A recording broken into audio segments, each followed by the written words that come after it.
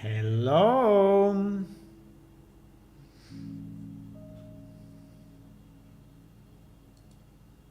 Hello.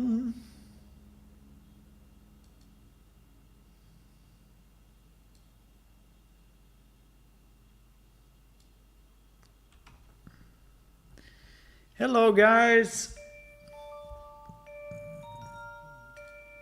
Hello, hello, hello.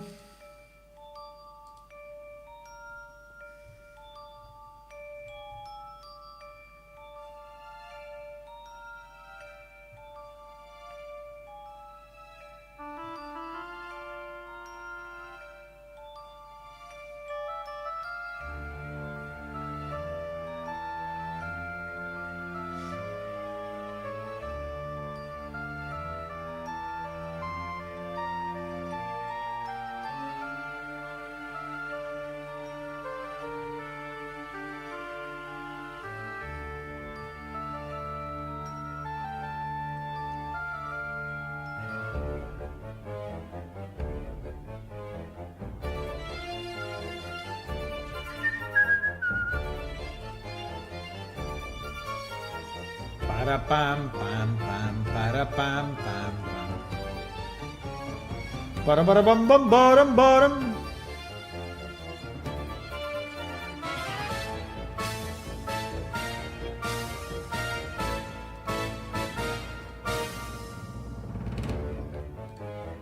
Para pa pa para pa pa pam.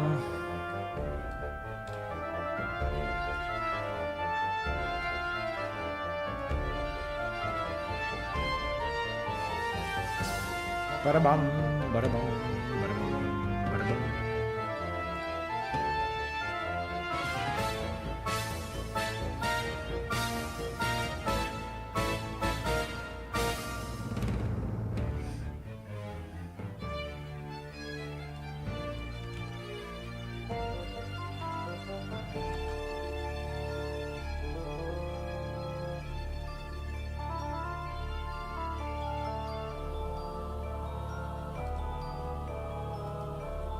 Okay, I'm here, guys.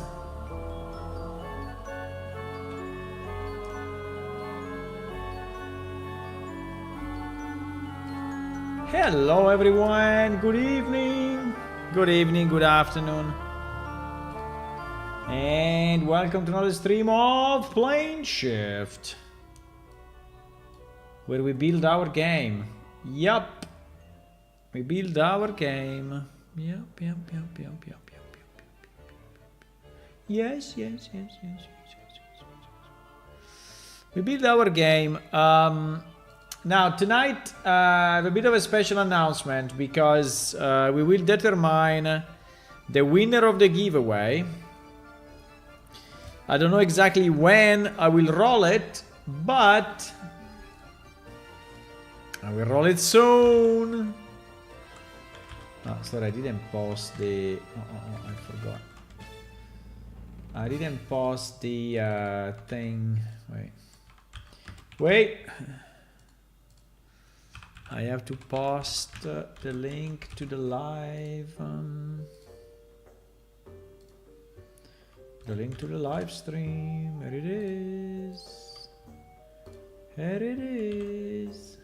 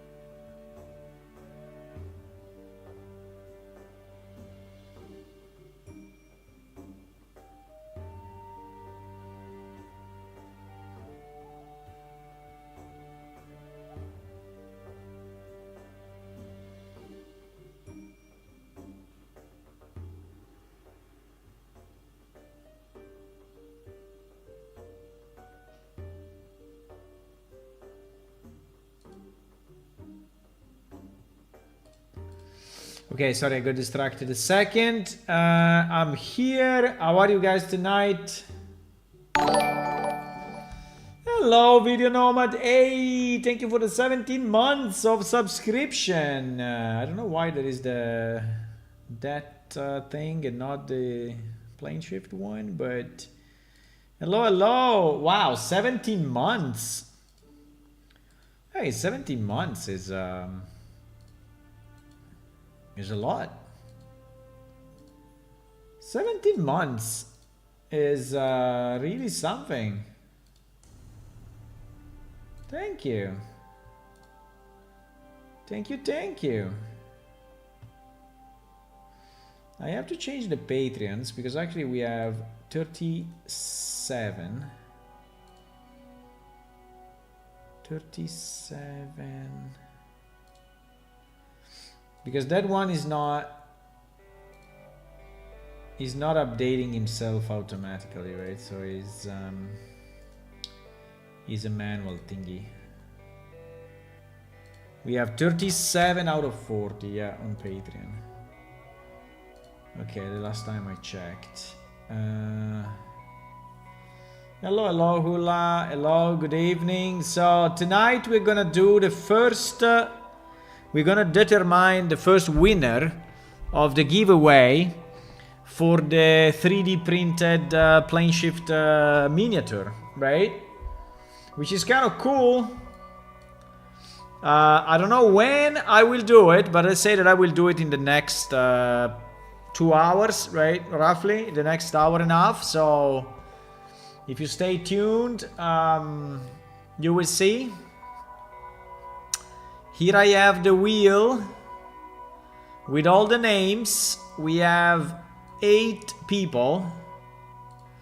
We have 8 people that submitted their request to get a 3D printed plane shift character. And they are in order of submission, right? So Resildren was the first one, then we had Tutarel, then Mohonin, then Kifu, then Krilor, then Stalfos, then Gonger, and then Aniso. I have to say I'm very happy about this list because all the people in this list are, you know, very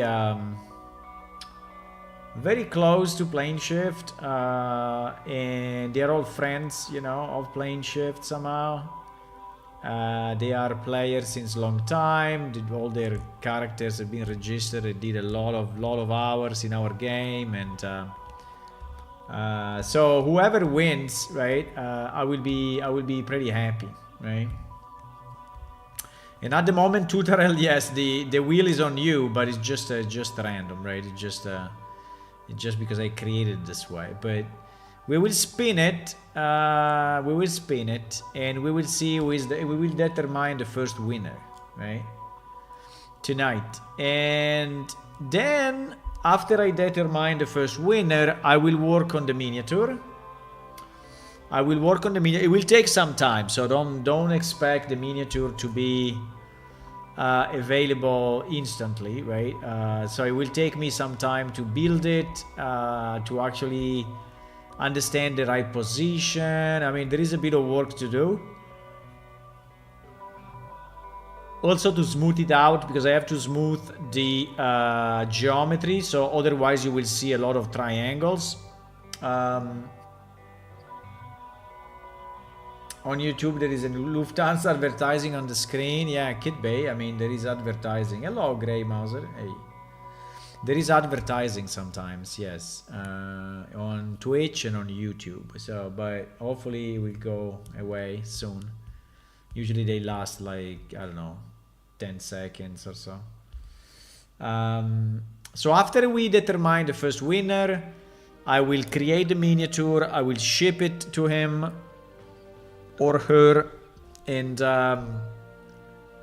then maybe a few weeks later, I will extract another winner, okay? So I don't know how many I will extract, but probably, I think that 3 is a good number. I don't know yet, because I also have to see how much time it takes me to actually build a miniature and print it and everything. And if I did one test already, right? So We know a bit about it, right? We know a bit about it, so.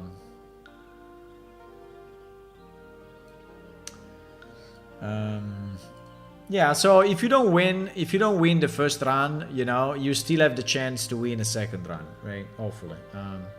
I'm not promising how many I will do because I don't know, depending on the time it takes, you know, and the complexity and such. But I hope we can do a few. And yeah. Yes. Okay, so what we want to work on tonight. So I will do the extraction later on. I don't know exactly when, maybe in 1 hour from now. I don't know, maybe in the middle of the stream.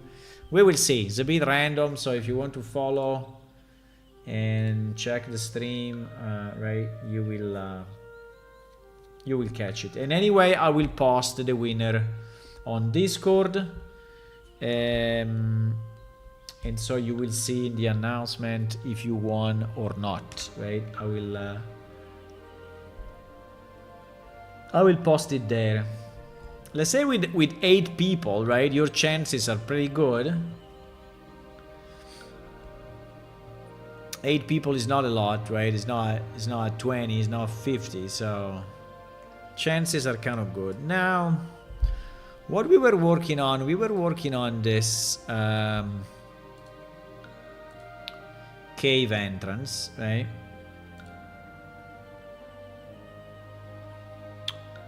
And what I was testing the sides of this. And what we saw is that it was actually a bit too small, right?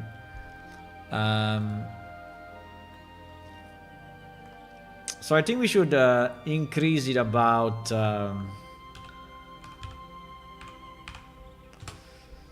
1.15. That's my idea. And re-import it, right?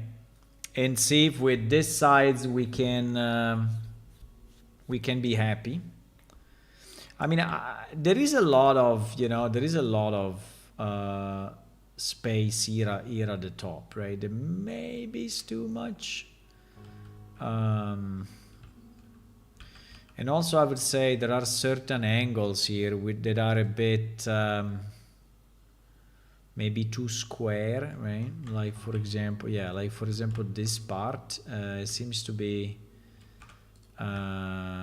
pretty rough, right? So maybe we can decide to do just a bit of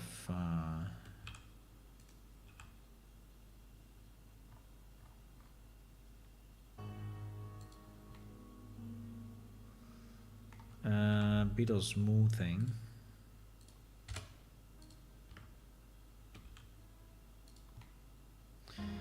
I mean, it doesn't have to be smooth, but I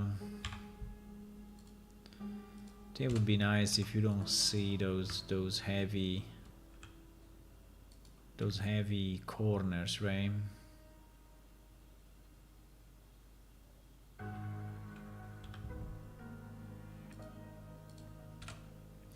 Now, you will not really look at the top, but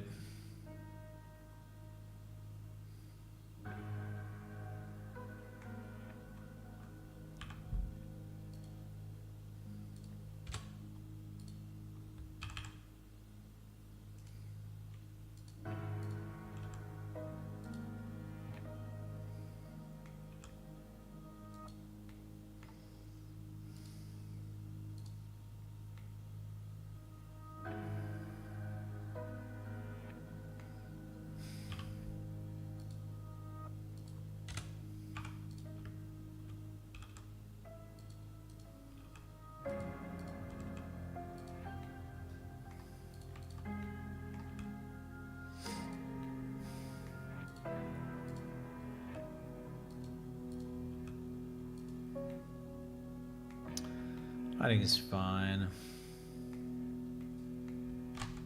I'm just trying to make it slightly nicer, but that's okay.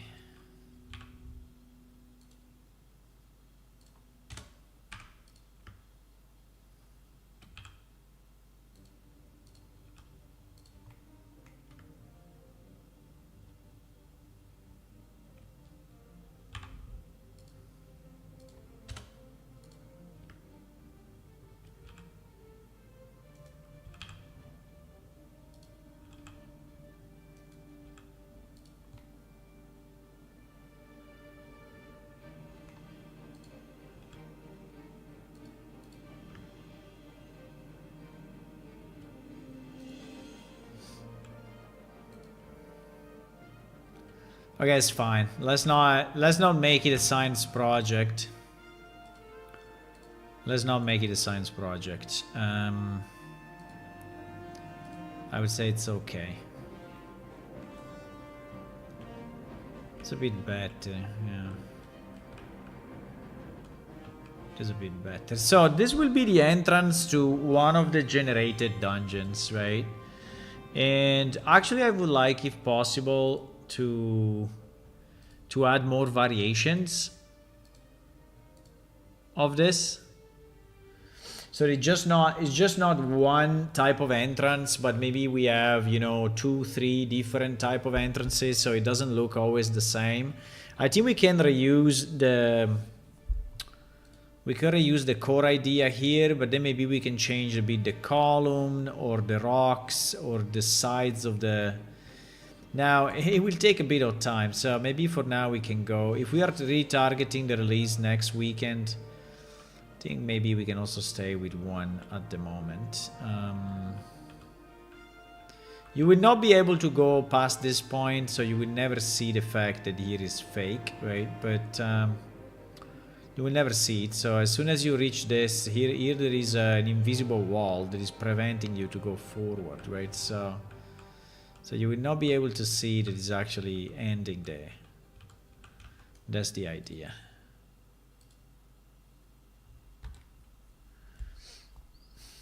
By the way, guys, how are you today? How is your day going?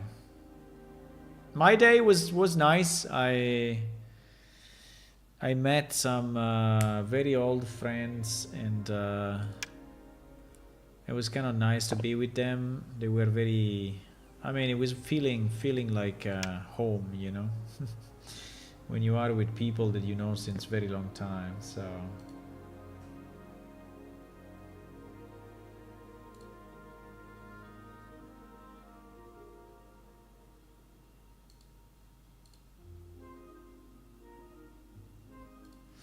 So it's nice.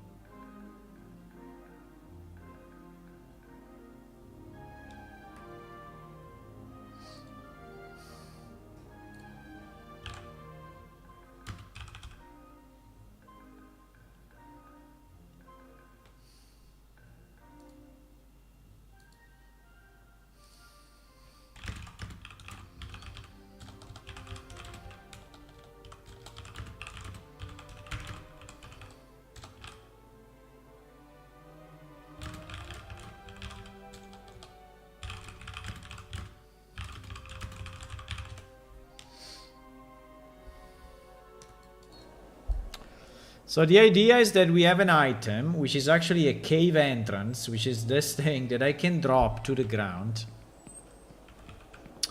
And this thing represents, yeah, a cave entrance, right? Like so. And as you can see, I cannot go beyond a certain point. I was expecting it to be even bigger, but let me see. Okay. Collision detection is on. Oops. Yeah, that's one of the problems of standing on top of a collision detection box.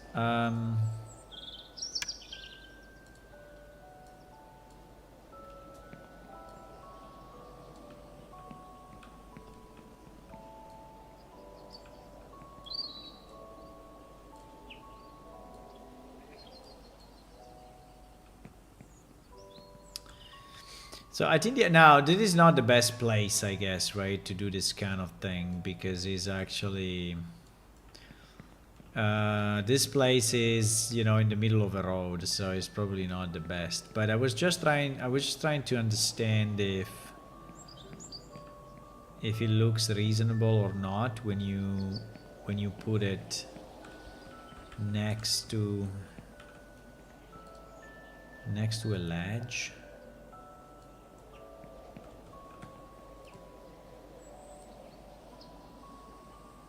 I mean, obviously you don't want to go, yeah, you don't want to go too deep into the, so that, right?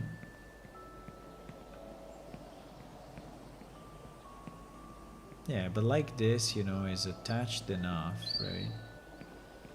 Is attached enough. I mean, I still feel it, I still feel that it's a bit too dark, but,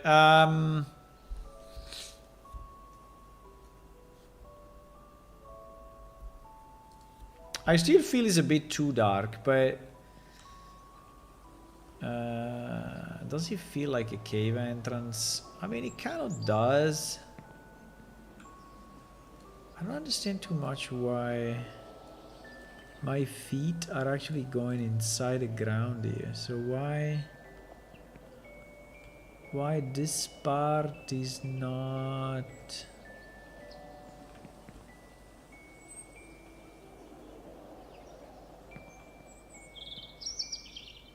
This is a bit strange, huh? Probably because the underlying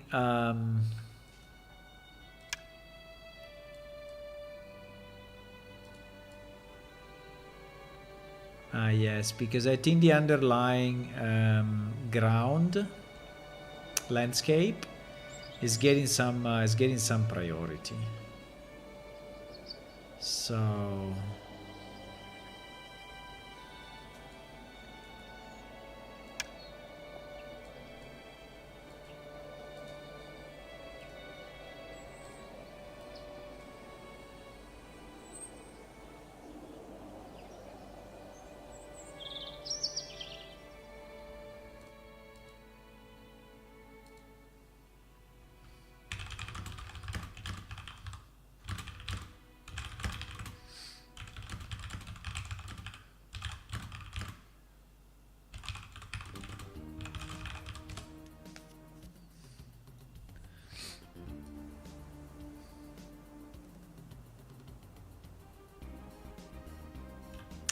I mean, we can actually make it bigger. The problem of making it bigger, I think it will be harder to then use in the world, right?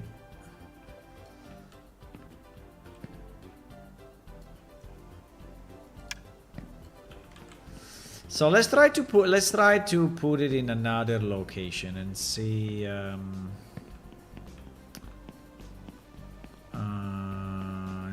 it looks.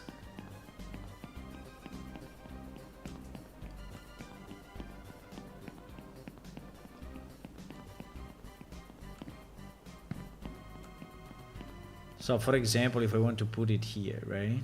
Which is a bit of a random spot, but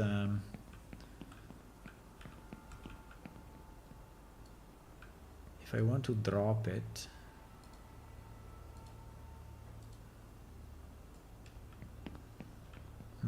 it's kind of big, huh?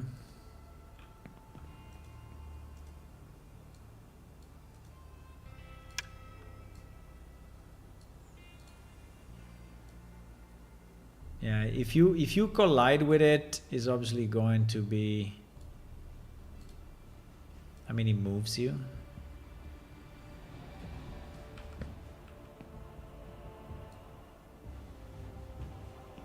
Now, yeah, now in a situation like this one, obviously the back looks a bit weird, right? Because the back is not connected to a wall, right? And obviously it looks a bit weird. But for example, right, if we move it more,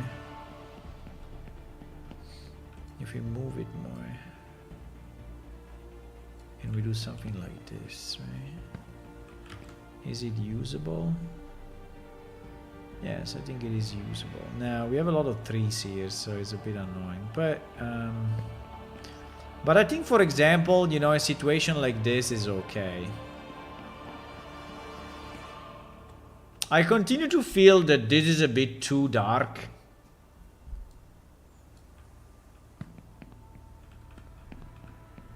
And maybe I really need to brighten up the But I don't know if it's a matter of the time of the day or if it's a matter... Yeah, the time of the day definitely makes a difference. Like now that I went like midday, the rocks looks bright. It's not very easy to go around here. It's a bit messy. But yeah.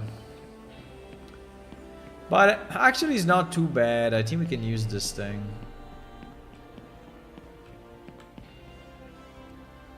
I think there is a decent size now. It's not a very large size. Like the entrance still remains small, right? I think the main problem I have is that we are wasting a lot of space with this block, right? This block is like huge. So the hole, right? The hole that we have is really small compared to the wall structure, right? And I don't know. I mean, we can change it if we want. We can try to, you know, take everything here and somehow move it up. But I don't know if this will break everything, right? But I feel that we are not really using well the sides that we have.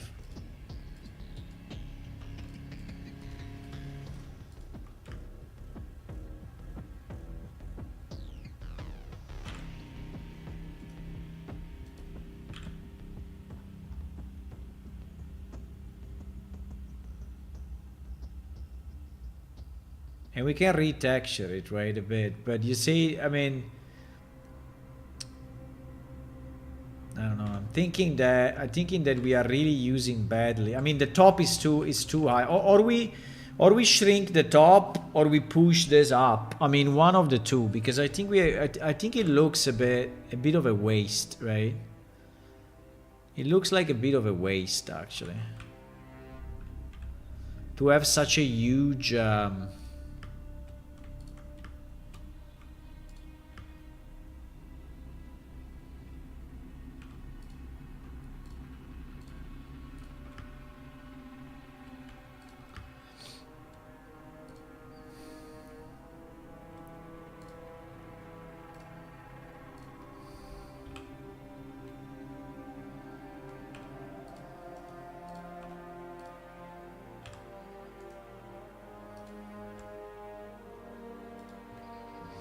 And yeah, I can retexture it in a second, right? So.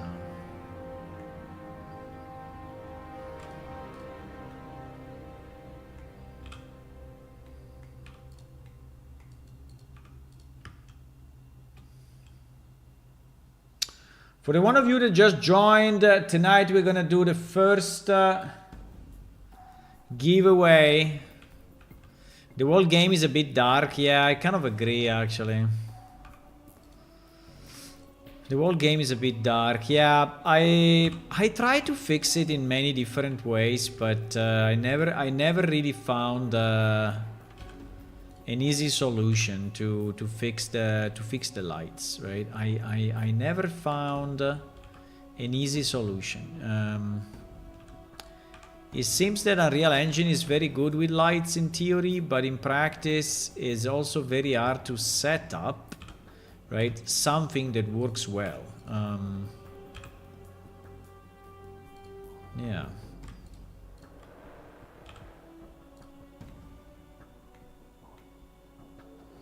I really struggle to have it correct. And I tried a lot, actually. I mean, I cannot say that I didn't try. Because I actually tried quite a bit.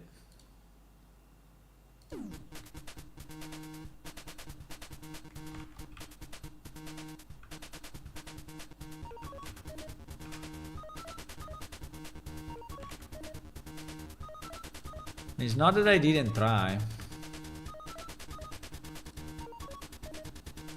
Because the more you make the lights realistic, right? And the more you need a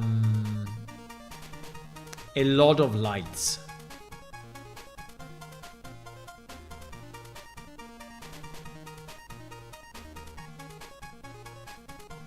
The more you make them real, the more you need them to be...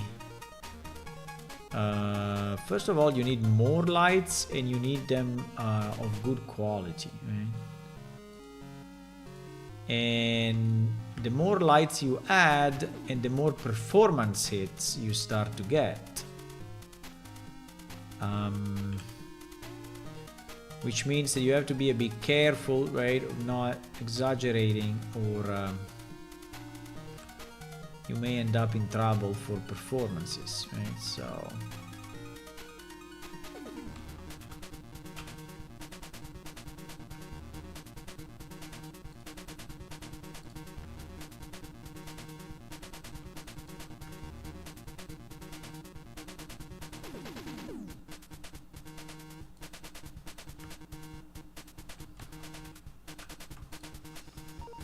What I'm trying now, I'm trying just to improve it a bit so that we have more vertical space, because I don't really like too much the current space that we have.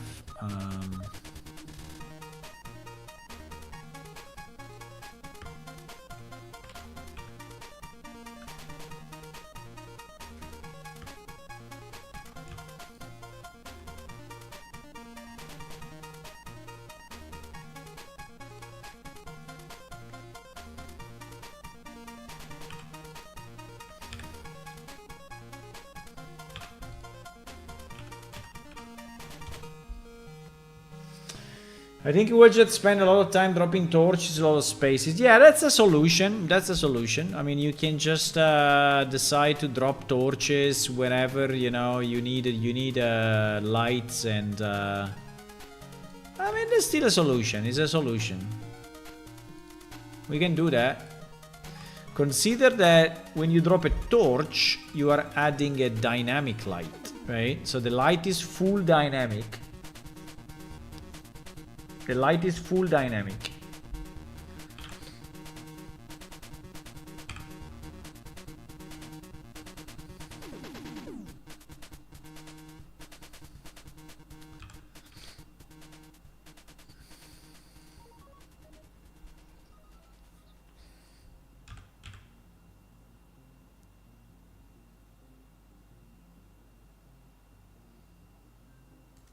I don't want to make it too small here, because otherwise it will look a bit wrong, right?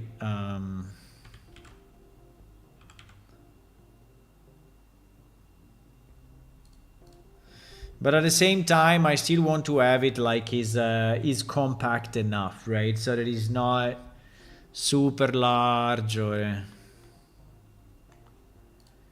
I'm thinking that this part at the back, right? If we no, I understand the way I did it, but I think if we just go, you know, more like this, I don't think we are doing any damages to anything, right?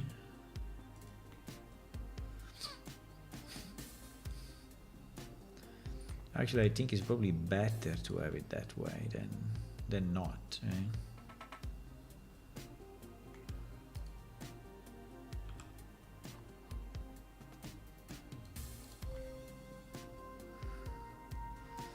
So it's a bit more of a cube than not.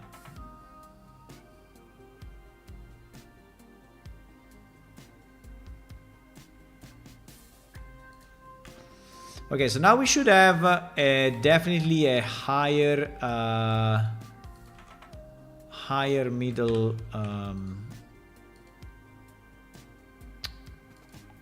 higher inner area, right?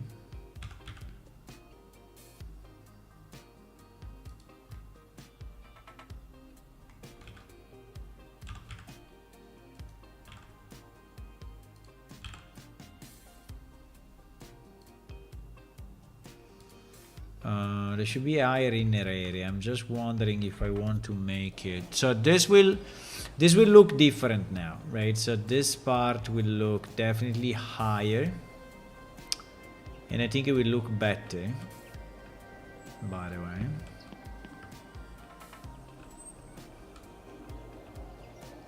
I don't know why it's not mantling on it, but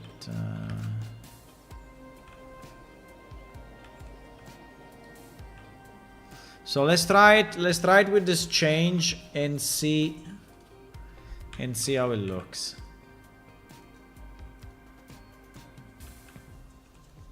I cannot click on it for whatever reason. Okay. I want to pick it up because I'm not loading. I'm not loading items at the moment.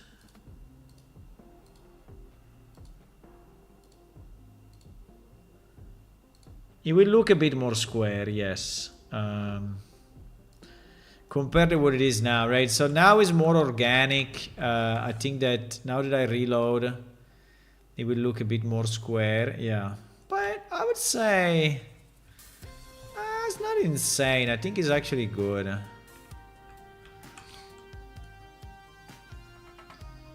I mean, this part at the top is still a bit pointy, right? Can we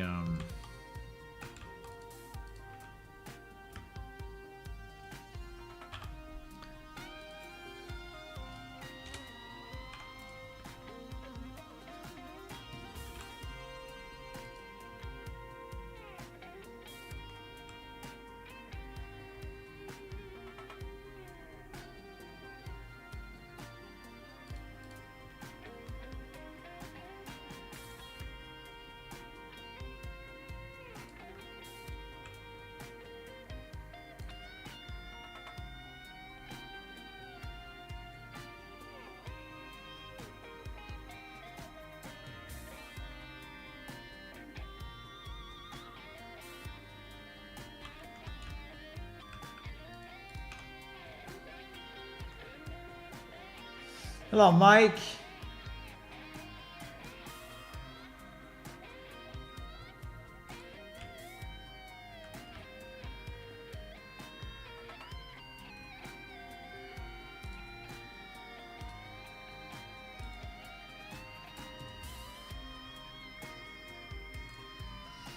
Tonight we're gonna do the giveaway.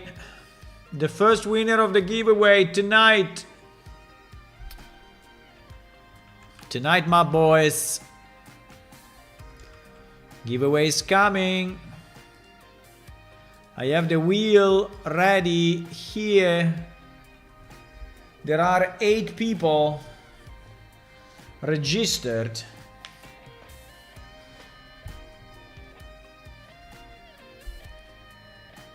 Eight people registered for the giveaway.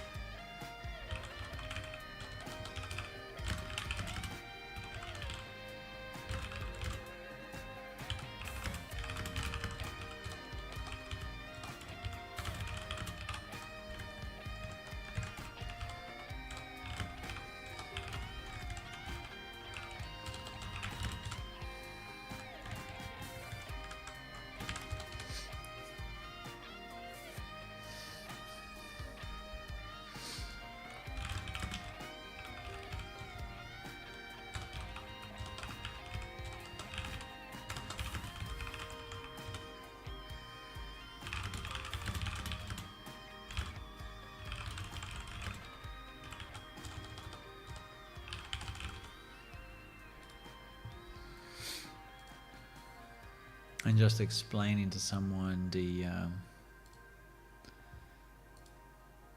visual keep thingy. Okay, so did I save it? Did I re-import? Sorry, I distracted myself, so I don't know if we re-imported it, but I think we did, right? Yeah, it's identical. Okay, let's test it this way.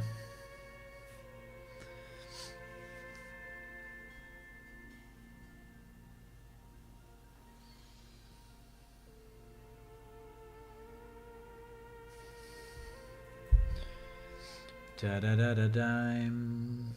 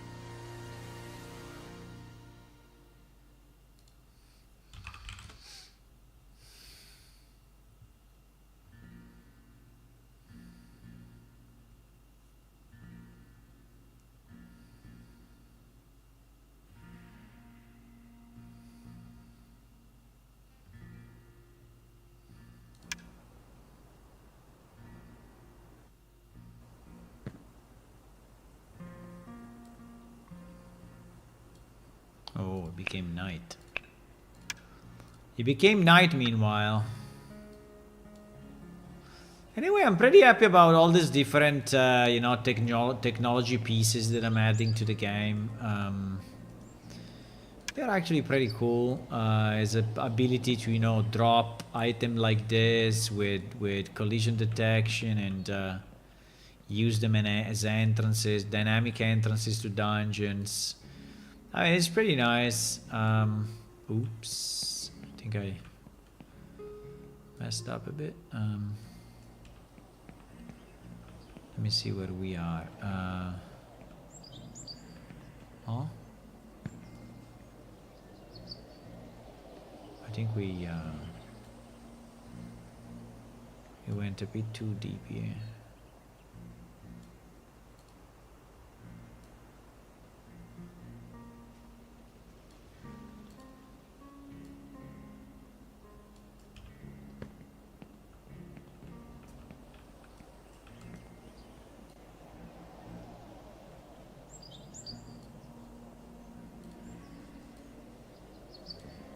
Okay. So for example, we positioned this, right? Does it look okay? I think it does. I mean, obviously, it looks a bit like closed at the top, right? So I mean, he has a bit of that effect of being you know, a different piece, right? A different. But I think it's fine. And the vertical sides also seems to be more reasonable now, right? So when you are, so the point is that here there is a trigger, right? Here there is a trigger. Now you don't see it because it's hidden, but there is a trigger. Yeah, there is that trigger, right? The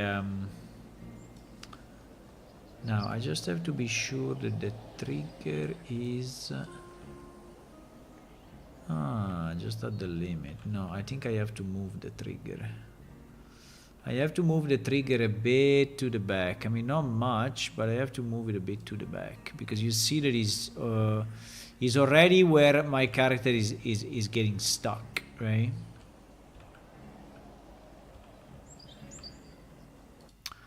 So I have to move the trigger a bit back.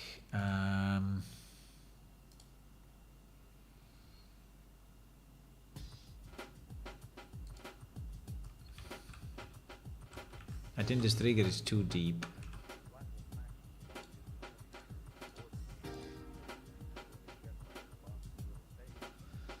Yeah, I think the trigger should be like this, roughly.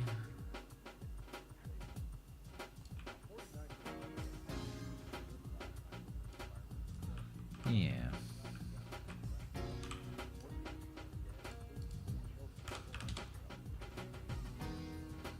Yeah.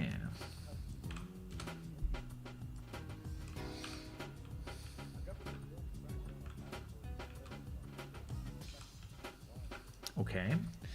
And I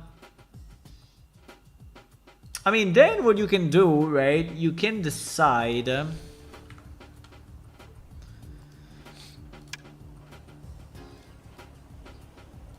you can decide what is the script to toggle, right?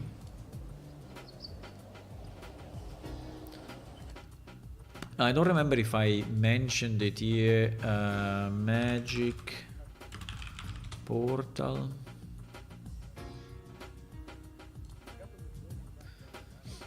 No.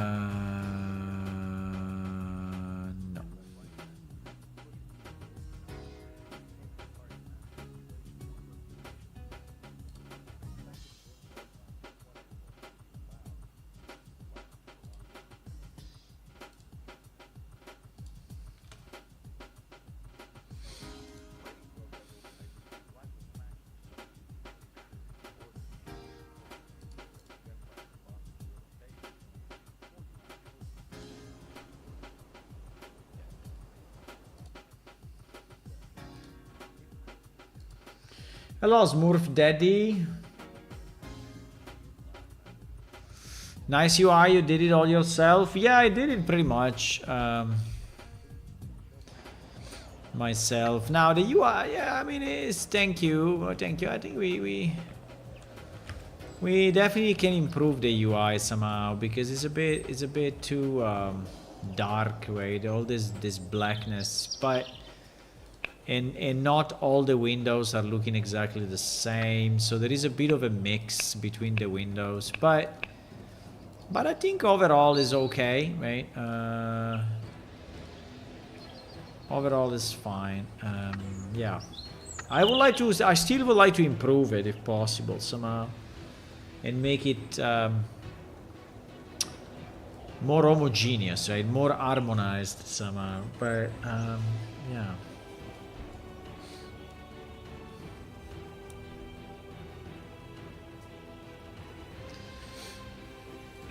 Yeah, we have like the achievements here.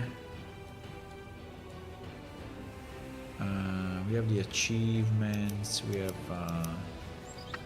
the compendium. We have different windows like the skills here with the different like detect traps, right? Detect secrets. I don't think it's bad. I'm just thinking that sometimes, you know, all these pop-up windows are a bit messy because you end up having a lot of these pop-up windows and they may like overlap and but I don't know.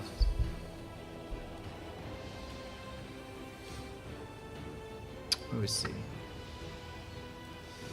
Okay, so I think that the size of the thing is fine. What I want to understand is how is the yeah, here I was checking the hours of different people. How is the magic portal?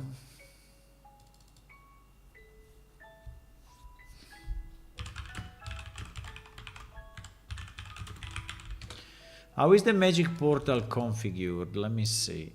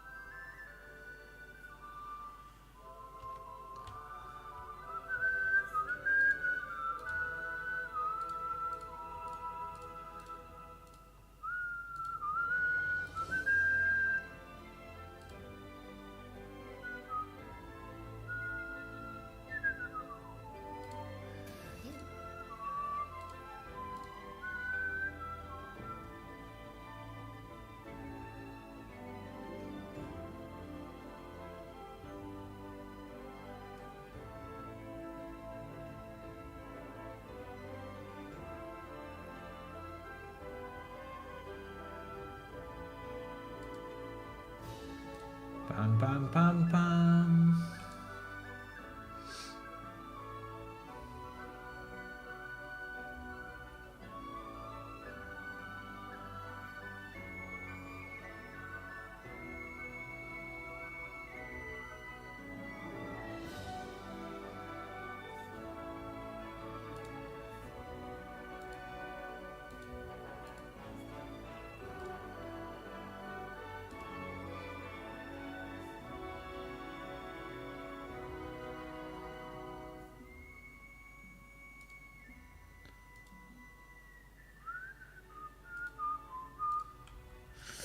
Okay, sorry. How is this configured?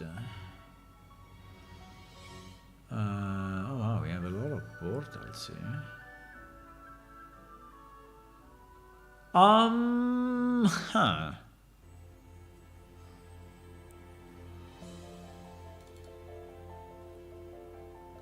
Ah, it is. Go to dungeon 1, go to dungeon 2. So it's basically the on toggle. Ah, okay, it's as simple as this actually. So as long as I have a dungeon loaded,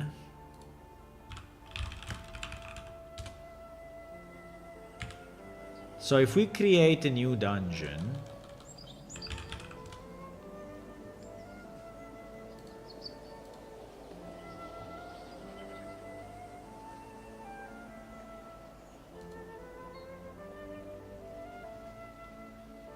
okay, and then we configure this entrance, right, to go to dungeon 1, right? So in theory now this item, when I go in that location, I mean assuming that we change, yep, exactly.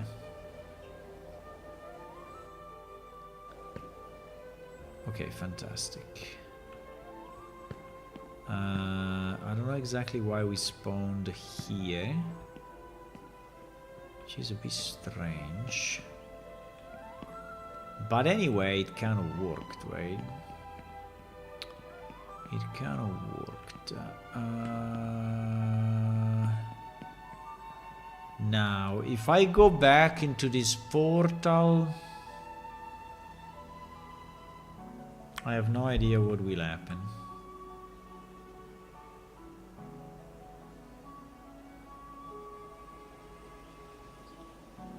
I think we are going to the main plaza.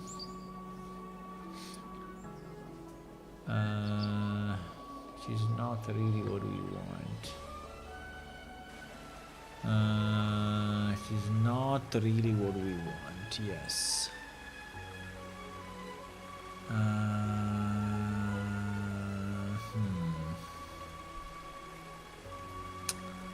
It is a bit annoying, eh? Because we have to... So, I mean, it kind of works for a magic portal, but obviously for a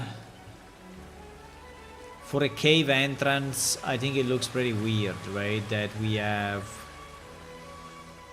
I mean, I'm thinking if we should have if we should avoid to have the magic portal going back, and we should have just a normal exit from the... just a normal exit from the dungeon. I mean, similar to what we have with the exit. I think that the problem is that this thing doesn't know.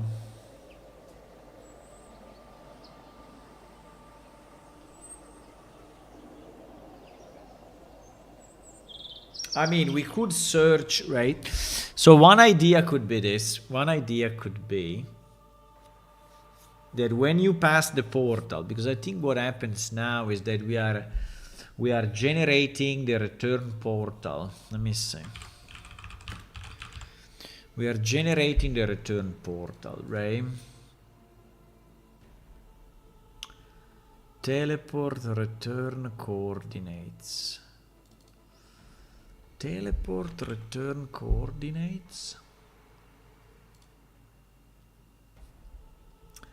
Set up the return location. Set the return location.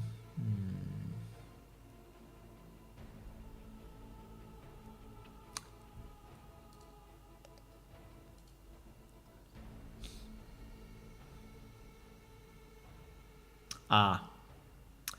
Is in the dungeon generation? Okay, I didn't remember that. Is in the dungeon window. Guys, I think I'm going to do the giveaway very, very soon. Like few minutes from now. Few minutes from now, we're gonna do the giveaway. You ready?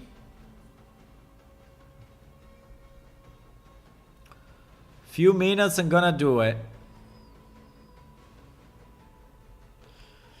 This is the return location.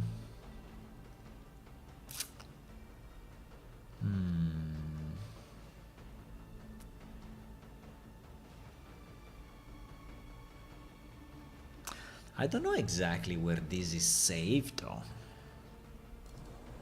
Where are we saving this?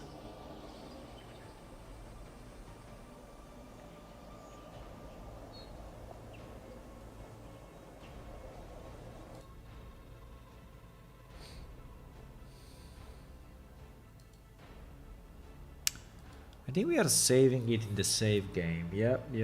We are saving it into the save game. Yep. Okay, so in theory we can change that. So if we want, right, without doing anything, when I generate the dungeon, I can decide. Now the problem is that I cannot edit that. I can set it once, but then I cannot change it later on, right?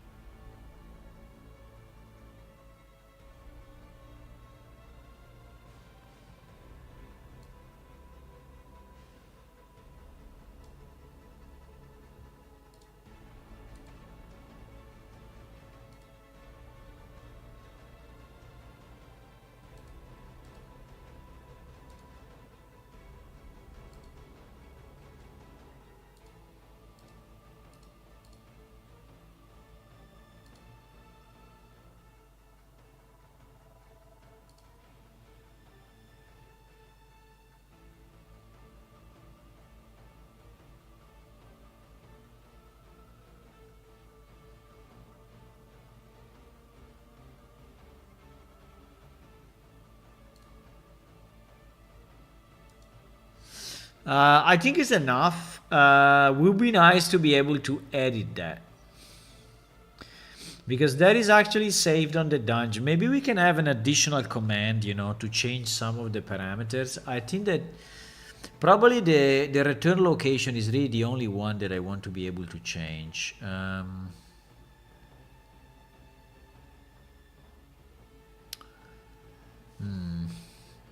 Because when you do dungeon status, it's telling you this, but it's not telling you the return location. It's telling you.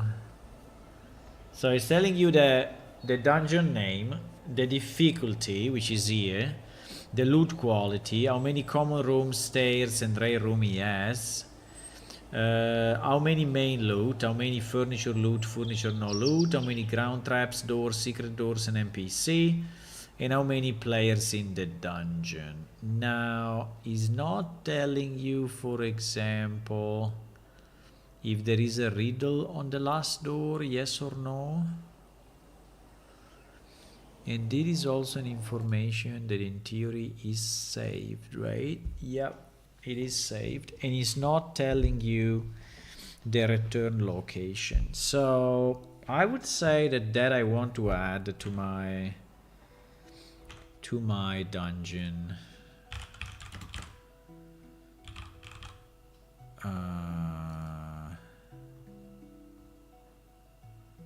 I think it's before players in dungeon.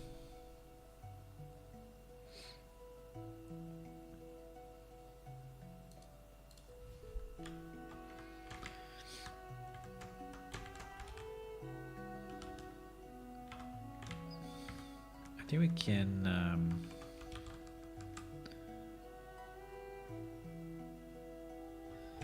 now players in dungeon 0. We can say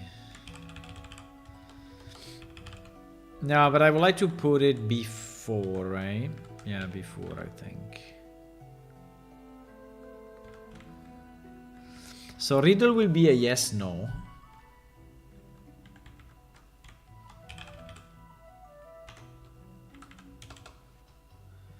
Riddle is a boolean, no? No, riddle is an int. Why riddle is an int? This is a bit strange. Why riddle is an int?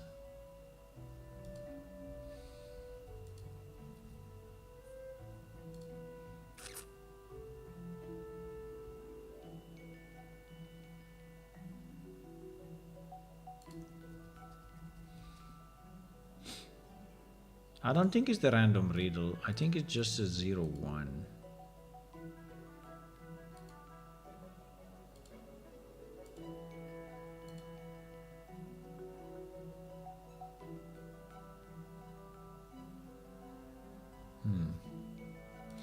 I think we can just say that if right, if riddle is 1, we add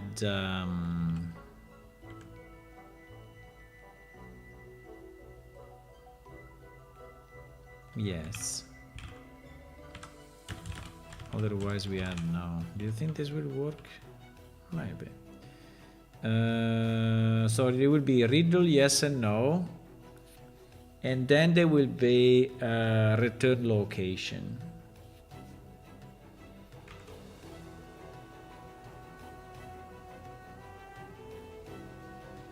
Ground traps, doors, secret doors. But I think we can put the riddle probably then next to ground traps, or yeah, I think we can put it here actually.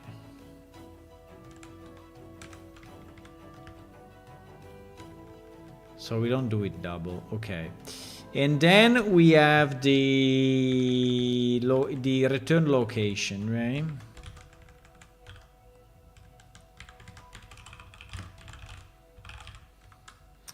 And the return location is our actor dungeon.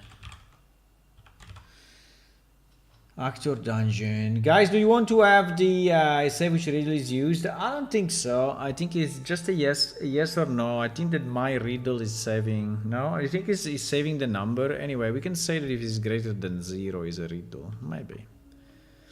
Do you want to do the giveaway, guys? Are you ready for the giveaway or not? Tell me yes or no.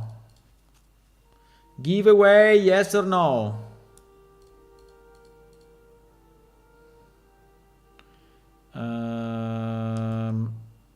So actor dungeon, we have the return, teleport return coordinates, right?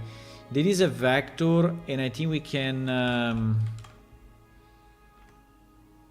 the problem of the toString of a vector is that it's very verbose, right? And I think we had a better, way. You are ready for the giveaway? Giveaway, yes. Okay. Okay, we can do it, guys. So we have our wheels of fortune. We have our wheels of fortune. I will tell you how the giveaways works. Let me just do a drum roll so people maybe get more awake. Drum roll. So we asked to the people who wanted to be part of the giveaway. Right? The giveaway is... Let me just put it here. What is it? What is it? This post. The giveaway is something experimental that I'm trying to do, right? So I decided to print one model, right? And just did a test, right? And it actually came out okay. I think it's a nice miniature. Is roughly 7 centimeters high, 7 centimeter, yeah, roughly. And I mean, there are a few things to fix, like the position of the hand and a few other stuff, but I will try to do it with the next model. And what I want to do, I want to be able to print your character, right? So your character in the game, right? Your character in the game. So it's not just a random miniature, it's your character. So I asked our players who wanted to be part of the giveaway, and the entry, the request is to have at least 200 hours of gameplay, and all the people that submitted their request were way above the 200 hours. So some people have thousands of hours, right? And all the people that submitted their name for the giveaway are people that are really liking the game and playing the game since many years, and really they are, I mean, I consider them, you know, very close friends to the game, right, of the game. So whoever wins, right, I'm very happy that he's gonna win. So every one of them messaged me directly their 3D character, and they send me a front and back view of the character the way they want it, right? And also remember that you will have to send me your address in case you win, okay? So I will contact the winner, and if the winner says no, I don't want to give you my address, or if the winner is doesn't respond, we will extract another winner, right? I will wait like a week or so, because some of you may not be available, right? So, but hopefully you are available.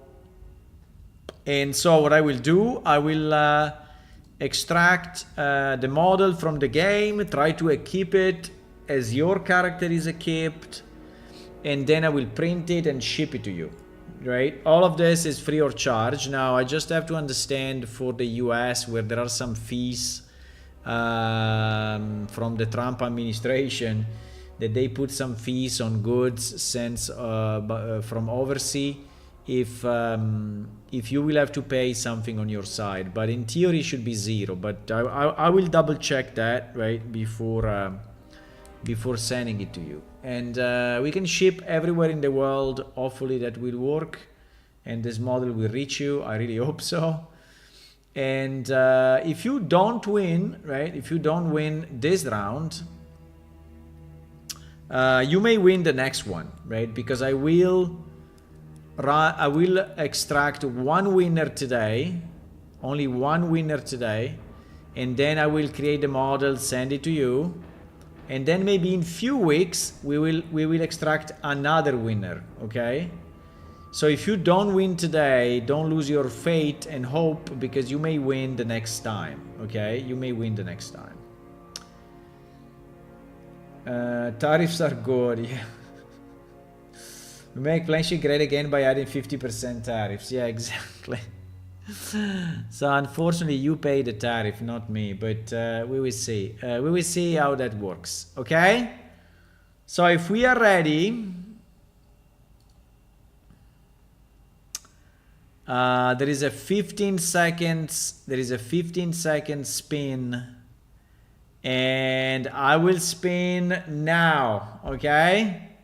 These are all the people that are part of the raffle. I will spin now. Whoever wins, wins. Okay? Let's go. You ready? Go! That is the real spin. Whoever wins, wins. Oh! Okay, so I guess the first winner is Krillor. Congratulations, Krillor. Krillor is also a very old player. I think he registered this character in 2008 or around that, and he played quite a bit. And so, yup. So he's the first winner. And let me just post the screenshot. If I can take a screenshot of this.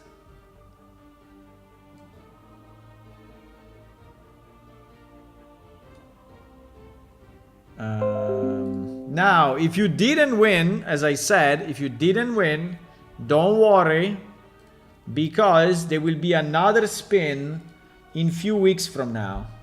Okay?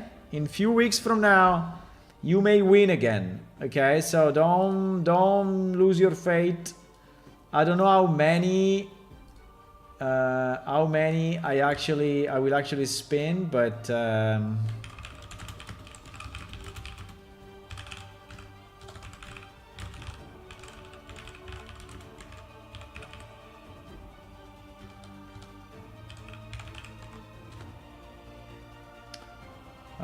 I will ask him to send me his address, right, so that I can actually ship.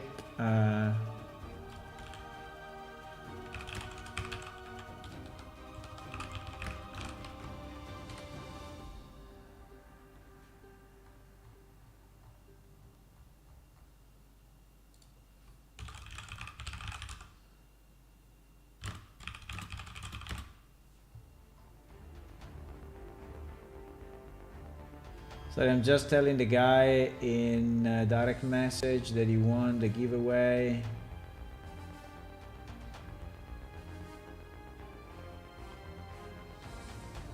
And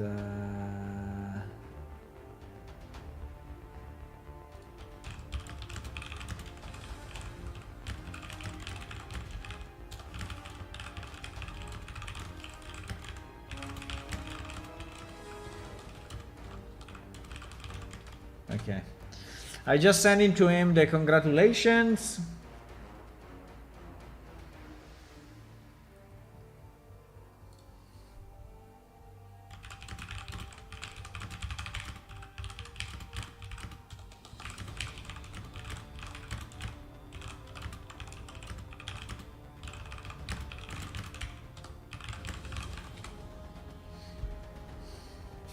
Yeah, don't lose your faith. You can still win in few weeks from now. Don't worry. Okay, good. So we will work on that now. We have the... if you want to see how Krillor looks, I will paste here the picture. So Krillor actually looks like this. So he's a Klyros male, right? He's a Klyros male with bracers, a helm, and a sword. So it's a fairly simple character. So he didn't use any visual equipment or any additional armor.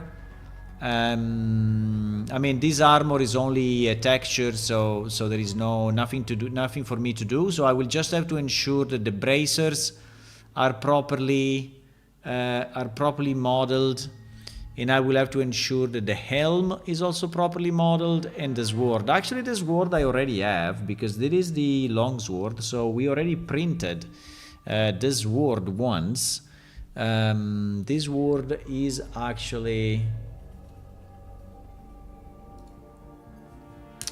This word is actually this word, I think. If I will double check, but I think that sword is the same. Yeah, I think it's the same sword I have here, right? It's this word. So I already have it printed, and so we know that it works. He doesn't have a shield, but I'm happy that he's also a simple character, you know, the first one, so that I don't have to do too many complex things. I will have to think about the wings, right? Because actually the character is a Klyros, and so he has wings. And I need to understand if I want to do the full wings at the back, or if I want to have like folded, right? Folded wings. I would think about it. I would think about it. Maybe we can do folded wings. But yeah, that's it. We did our giveaway, and yeah, that's pretty cool. It's pretty cool. I will work on it maybe in the next days, but I think I will work on it after the release, actually, because I think I want the release first. I want to do the release first, and then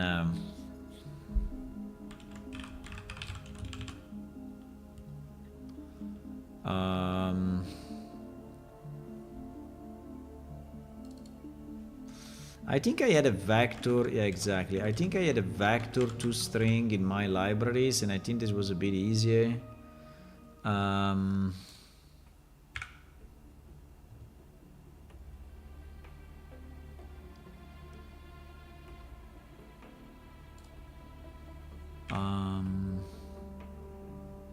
Yeah, it's just printing this, right?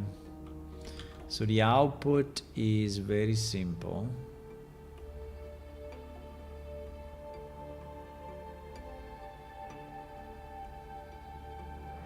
We also have two compact string.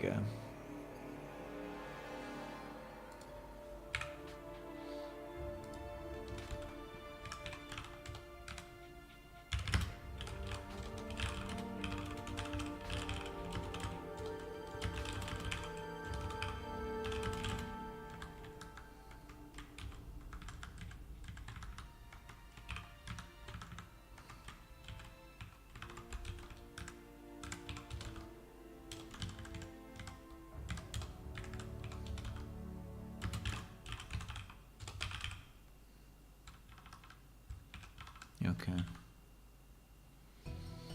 Okay, good.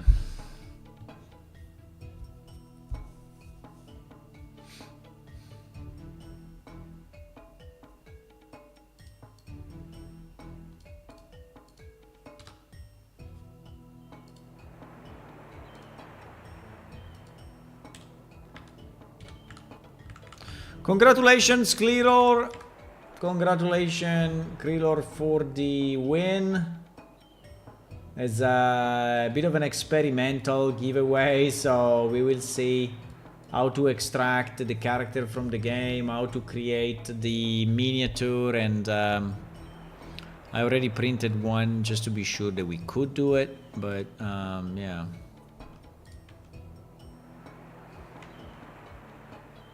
Okay, so now we are also printing the return location, right?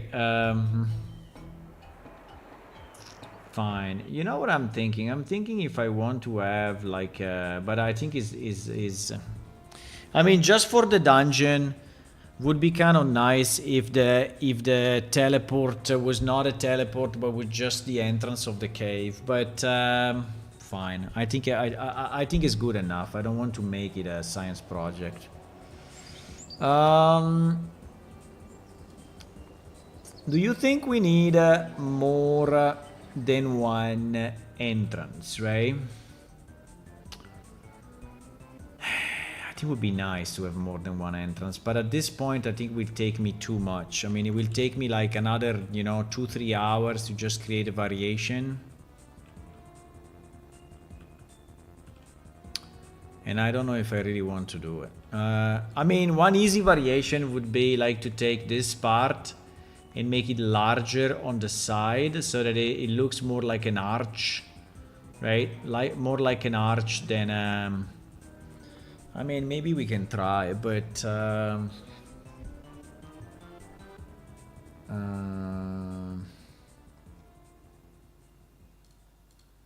let me see how hard it is to do this. Let me see how hard it is to do this. So if you want to have... I mean, obviously I will have to retexture all of that.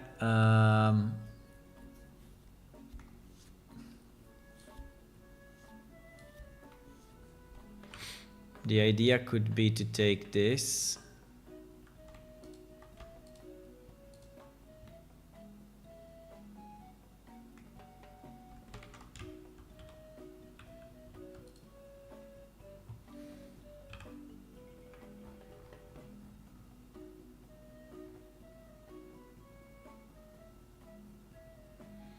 And we will retexture it, right? But yeah, the problem of doing this is that it's gonna take way more space. Pretty much for nothing, so... I mean, we can do it, but I don't know if it's really the greatest idea.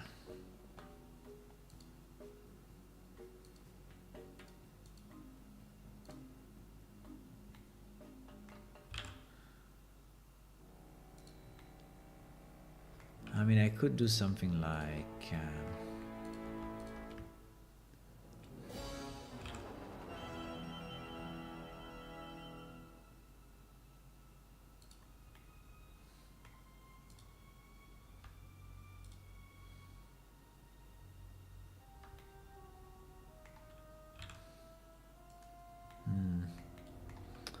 not even.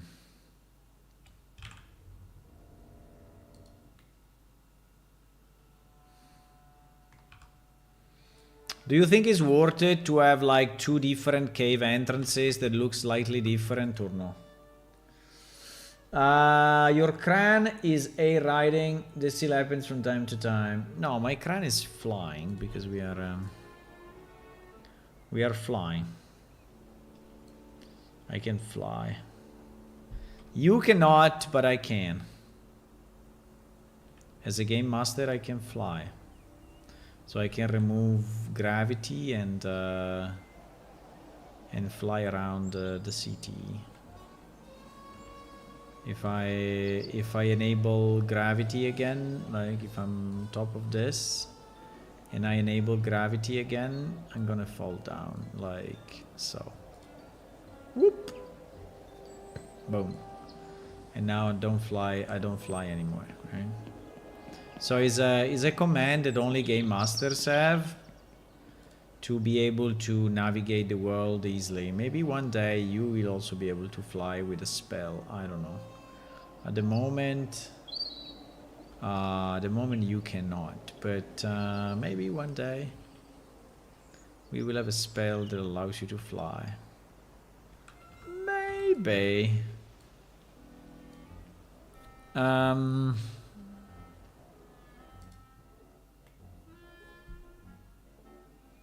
trying to understand if making another variation of this is actually worth it or not.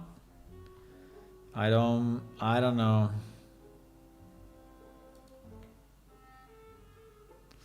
Also because what I'm thinking is that maybe...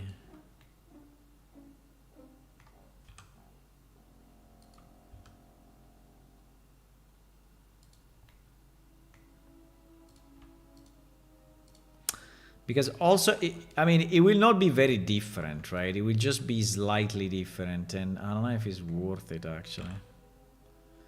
I mean, you may even confuse one with the other, right? And think that they are identical, while they are not. I mean, this is already a bit different, but...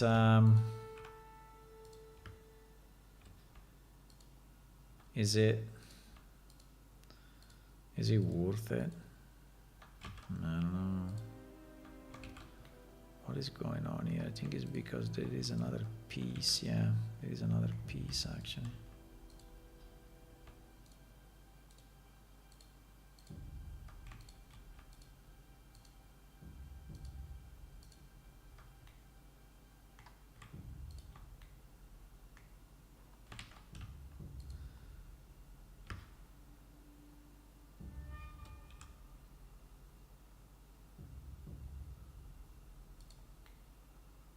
So we could do something like this, right?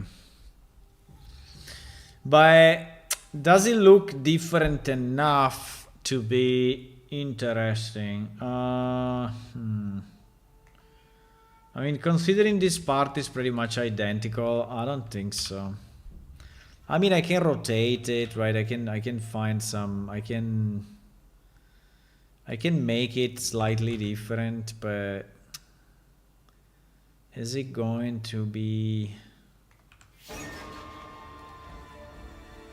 interesting enough? I don't know.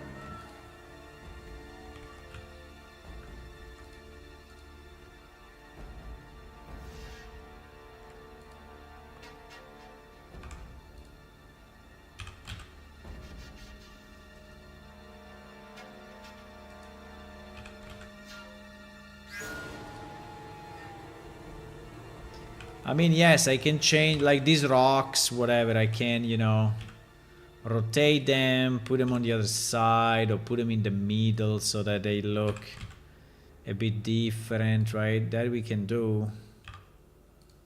But, so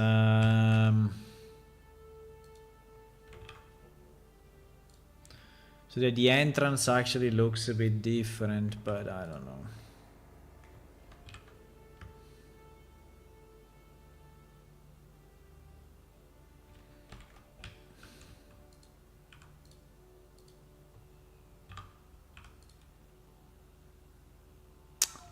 Don't know if it's worth it.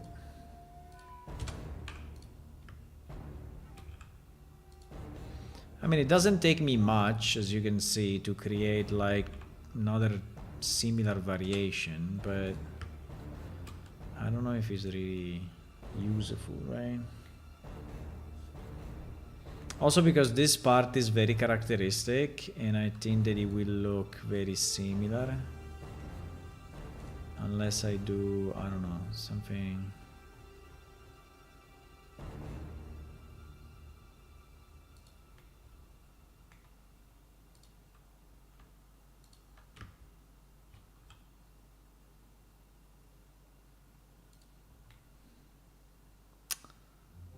I mean, at the end will look very, very similar.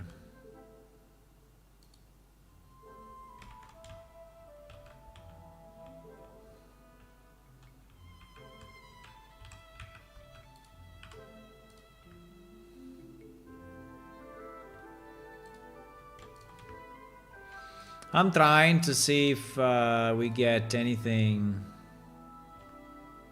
If we get anything, but I'm thinking probably not.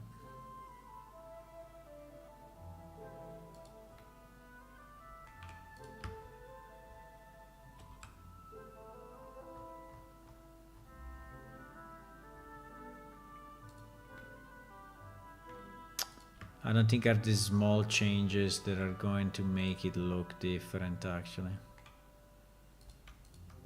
I don't think so, but...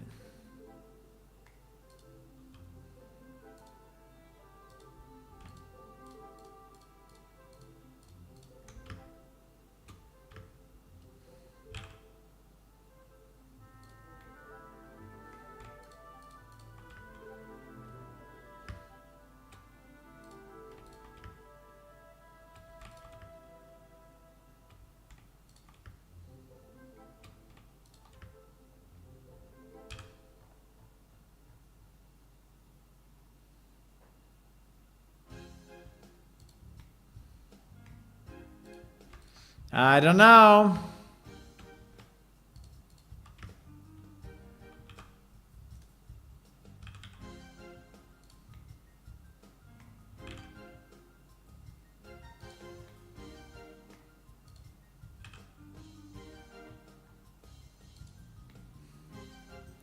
I don't know.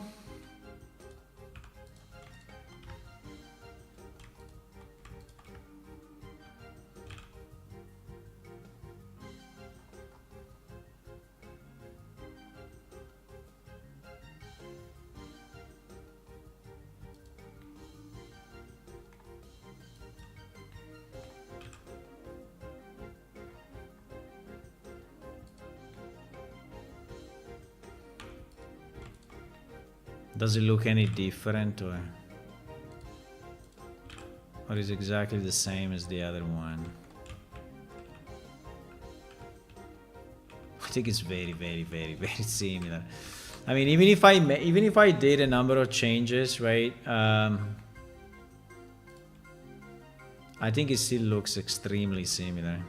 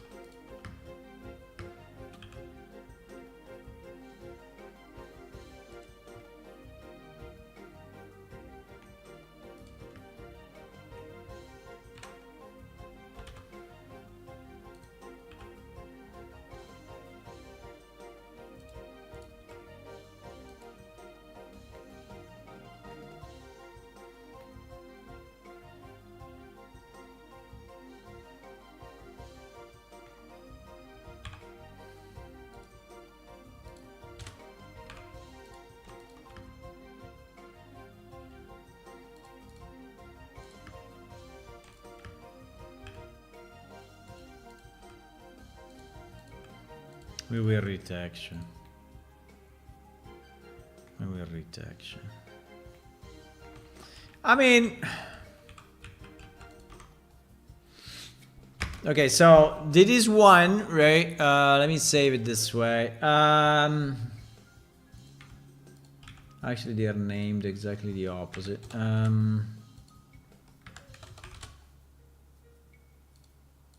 So this is one entrance, right? This is one entrance, which is definitely smaller on the sides, a bit taller, right? A bit taller. And he has this front like this. There is the other one that I just changed now, which pretty much the front is very similar, by the way. It just rotated a bit. It looks larger on the side, so it's a bit bigger. But, I mean, do they really look different? I don't think so. I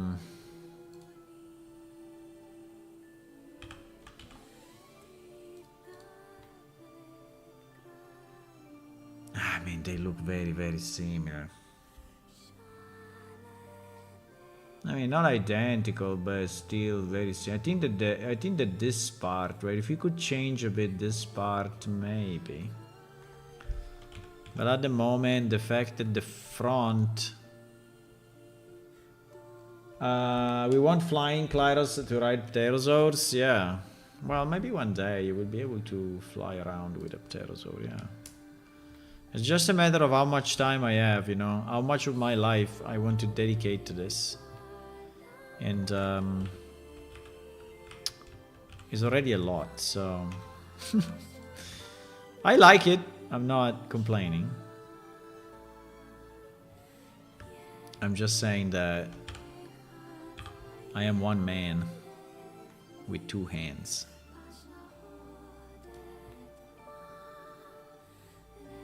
And yeah, I like it.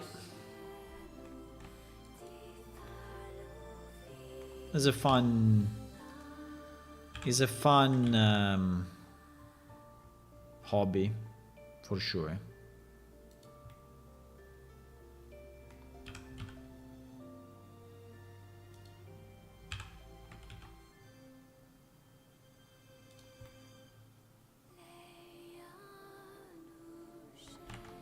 It's a fun and complex hobby, for sure.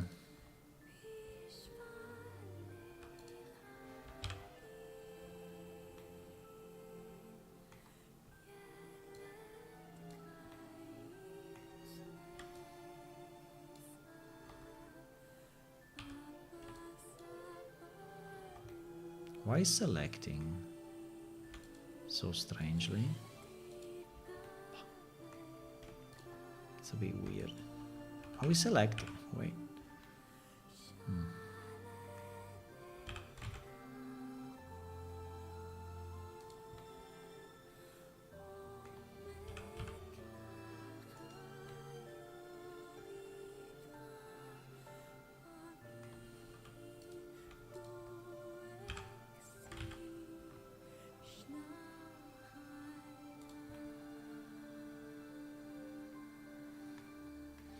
I'm trying to change slightly this part so it's not exactly identical to the other one, but I don't know if I'm really hitting the mark, right?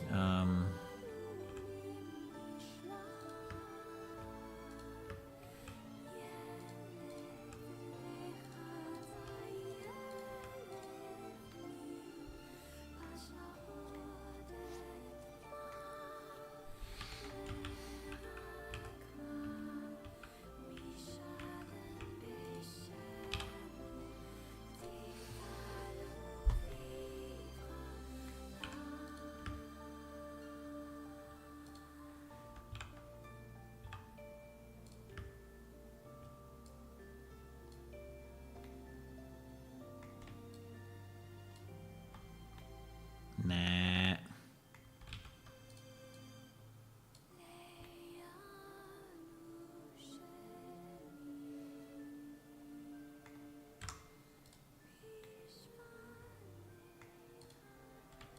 So for the guys that just joined now, we did a giveaway about half an hour ago or 20 minutes ago, and Krylor is the winner for now. We will extract more winners later on, but first I want to create the first miniature. So it will take me a bit of time, and I want to be sure that I do it right. So we will focus on that at the beginning, and we will see how it goes from there, and then we will extract another winner soon. Kinda soon, my boys.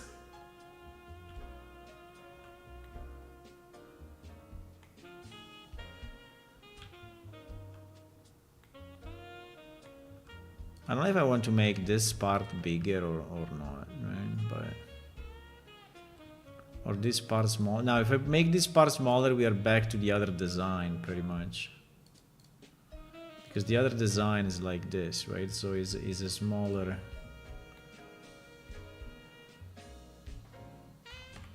The only thing that bothers me a bit is that this part is really identical, right?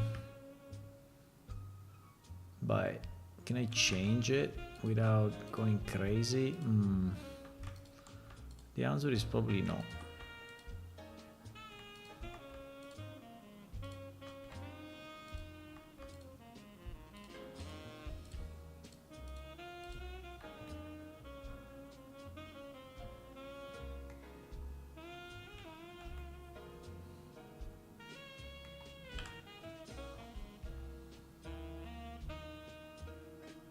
Oh wow.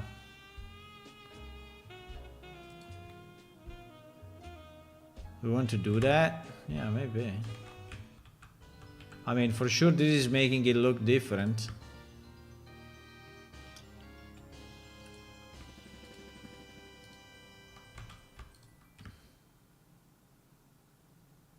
Just don't know about this part being so.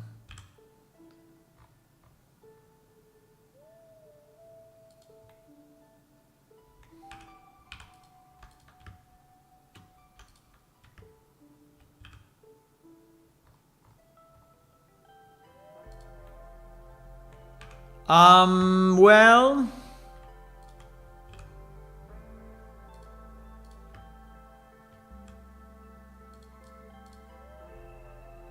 I mean, this is making the left look very different, which is kind of fun and nice.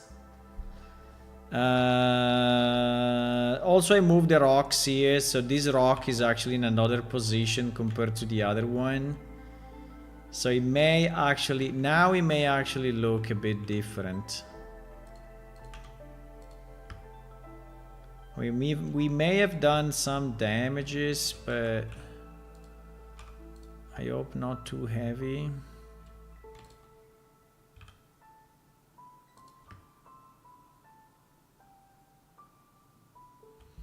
And I think I will try anyway to retexture it so that it looks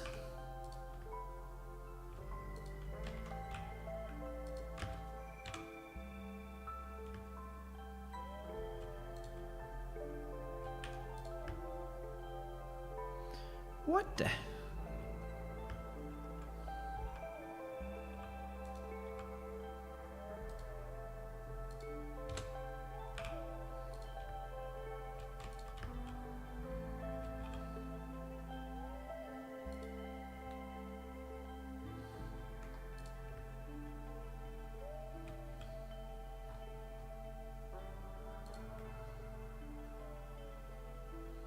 What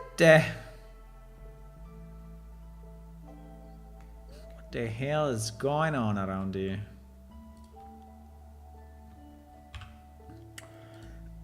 Yeah, maybe we will have two entrances. I mean, since I worked on it a bit, I think we will just do it. I mean, it will not be very different, but...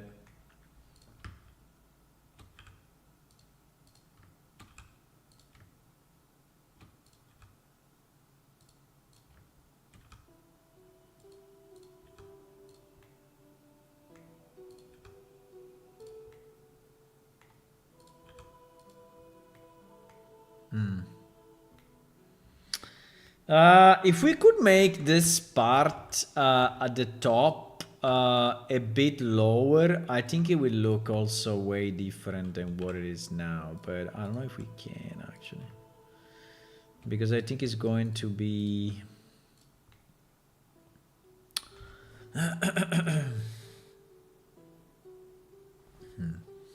But I think I made it higher, no, I made it higher in the other one. So if I select like all of this and then I make it slightly lower, I'm not saying much, but I'm just saying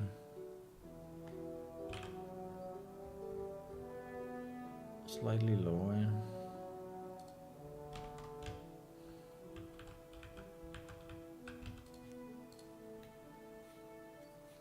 Okay, let's try to retexture it so that at least it doesn't look identical, right? What do we have here? Here we have a bit of a mess. There is this. No, we don't need that. This one we can easily delete.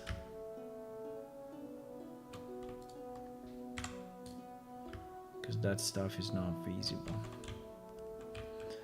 So if we retexture, I don't really like this part too much. It's very, right, this line, pretty much, this line, right, is very high.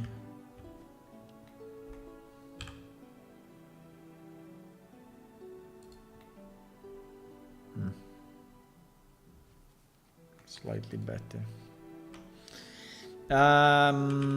Okay, let's try to retexture.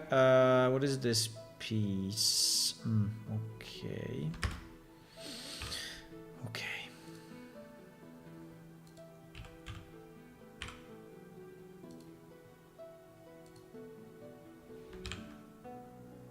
I'm probably going to retexture most of it so that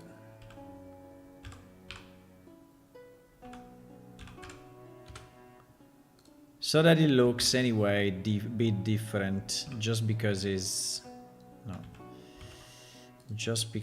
retextured, right?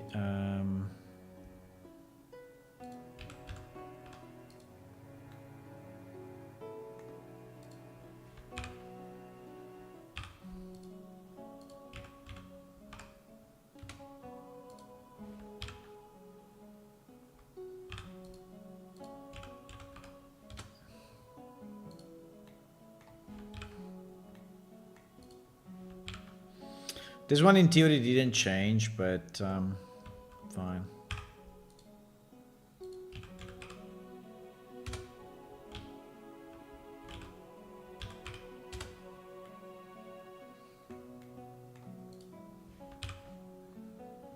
Yeah, this is the one we just did. Okay.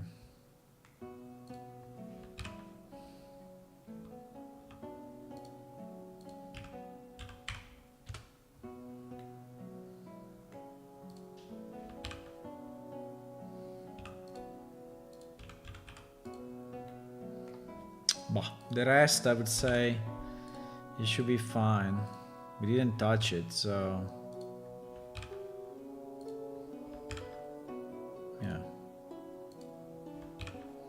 Okay.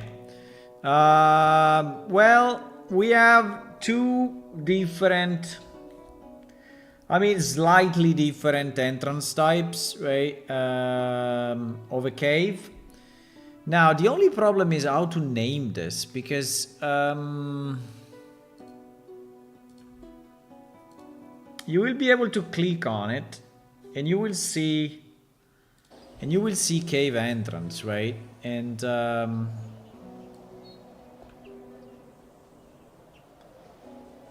the problem is that I have no idea where that entrance now is.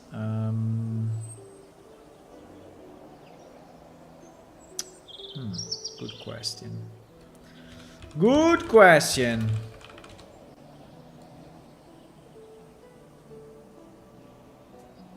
I think I went up here, and I placed it somewhere in this area, no?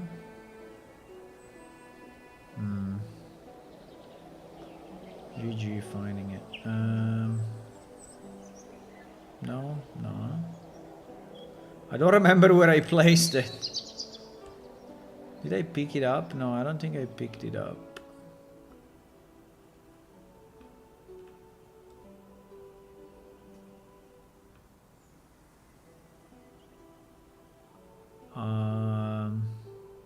It's here. Haha, we found it. We found it. Okay, so that we can actually pick it up.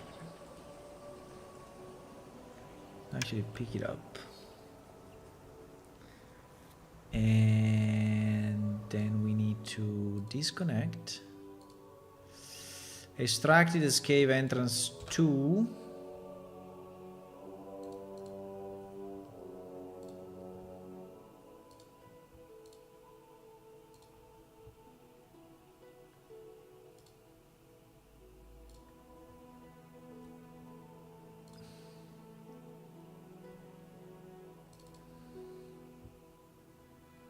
Now, cave entrance 2 should have the same.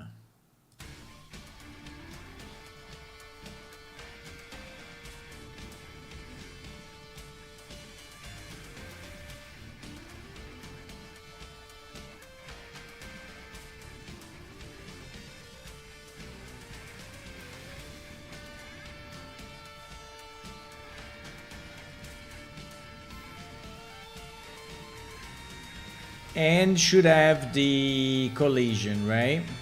Yep. Exactly.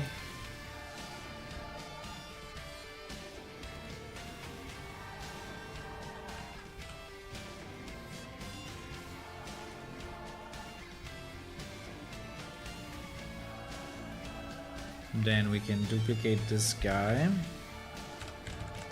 Call it entrance 2.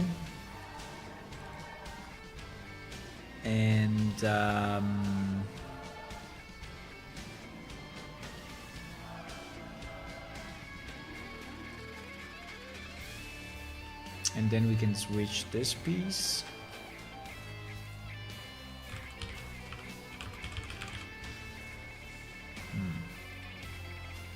Well, it is actually different, right? I mean, it's a bit different now, yeah. Fine, this part came out. Oh. Okay, I will fix that. Seems to be missing a wall piece. I will fix that. I think that this is still valid somehow, yeah.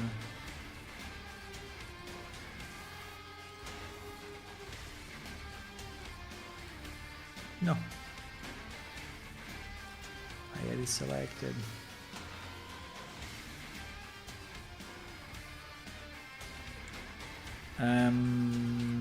It seems that we are missing a wall piece on this side, and also this thing maybe is too much.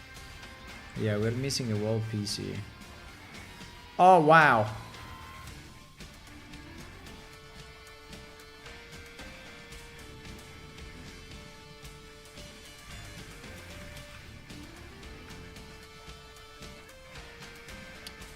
Yeah, this thing is really too much.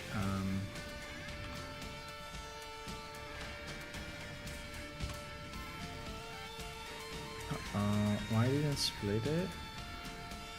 Is this a separate? I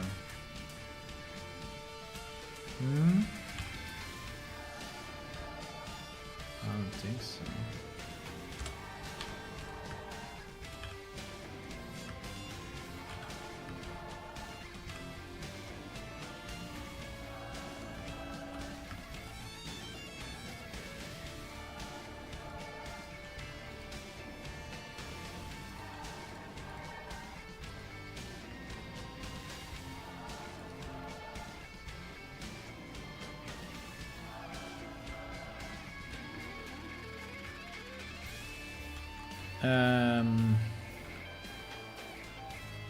Yeah, here we are missing a wall section. I think the reason we are missing a wall section is just because we moved this part to the side and we didn't move this other part inside to the side. So I think that's the only reason, probably, where we lost a bit of stuff.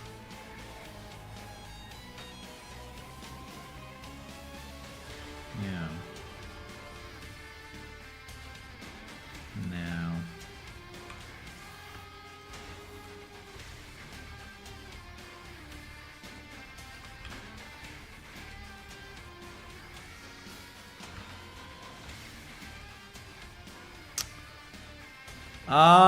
Well.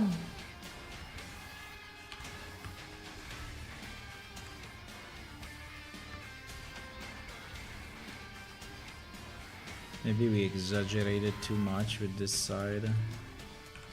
Possible. Okay, move it back.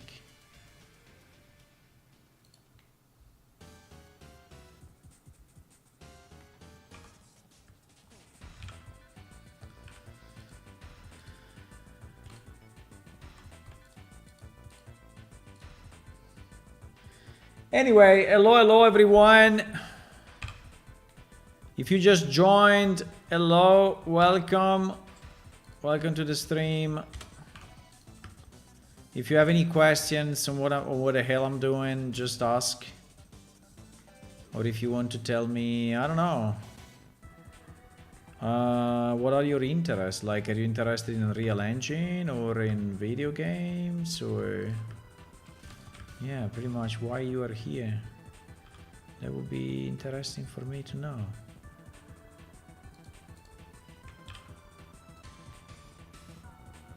Okay, looks better. It's still a bit spiky on that side, but I think it's okay. It's a bit spiky here, right? Where we have this weird vertices, but I think it's fine.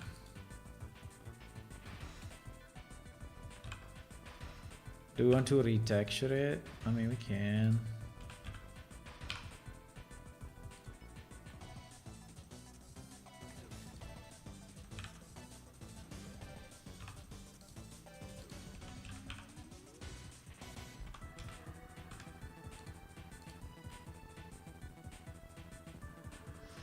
Okay, this guy should be different enough, right, from the other. Is using way more space.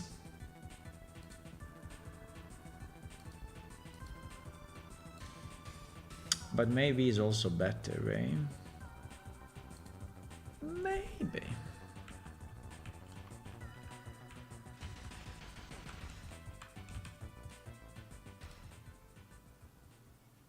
Now here is closed properly. Somehow.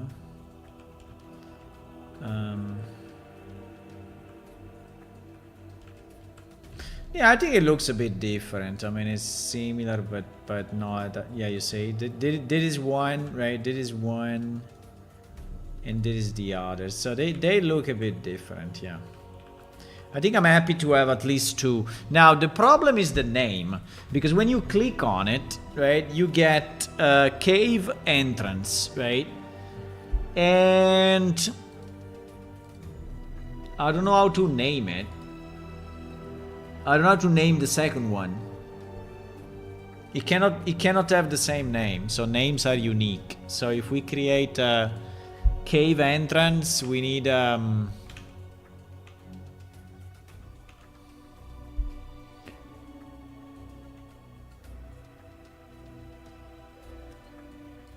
we need another name.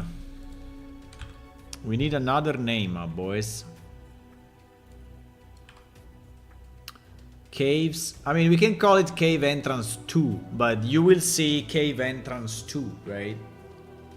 Which is a bit weird, right? If you click on it. Cave Entrance 2, I think we sound weird. So can we just call it Cave Arch or Cave or Cave? I don't know.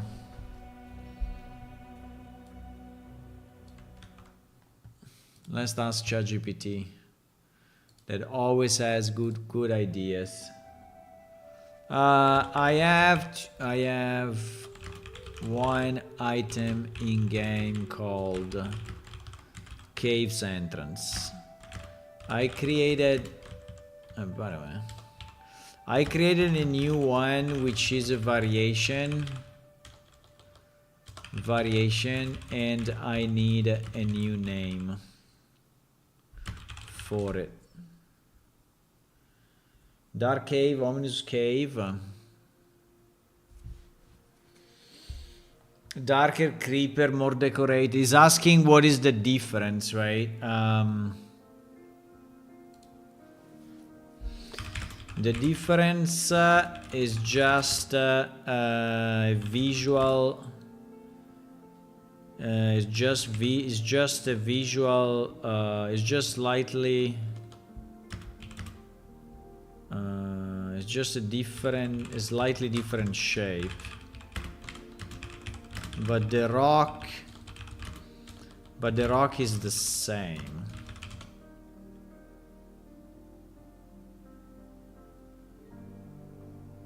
Cave entrance B, cave entrance narrow, cave entrance broad. Oh, we can call it broad cave entrance maybe. Broad, dark cave, ominous cave, you say? Can call it like broad cave, I don't know. No.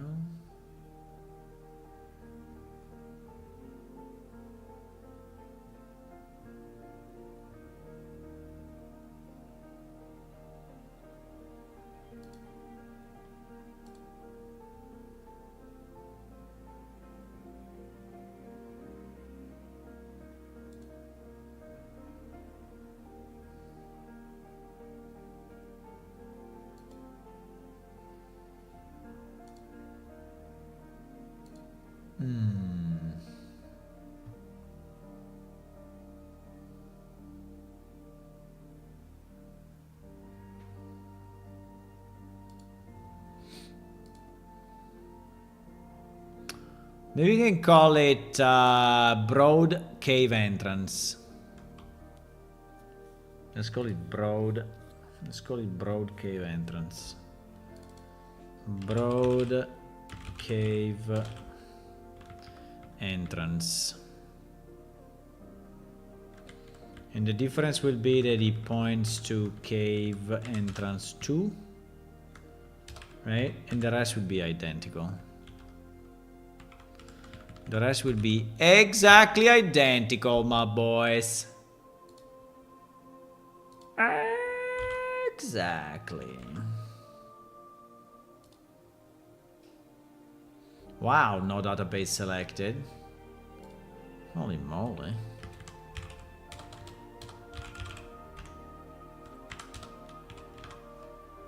No database selected is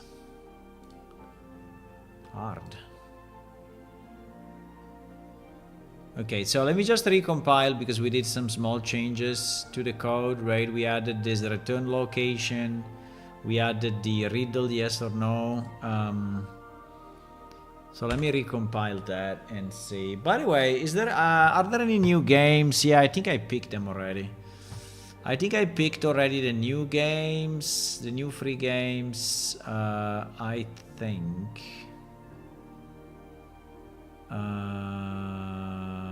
These are games you probably would never play, right? We know it already, but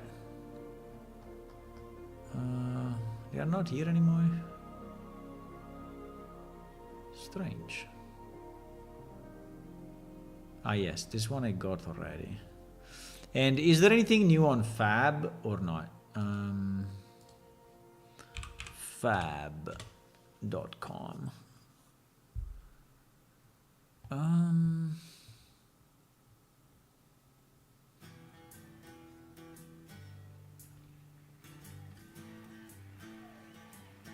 Yeah, I got this already. Until the 18th of November. Ah, there is time. Okay, it's recompiling.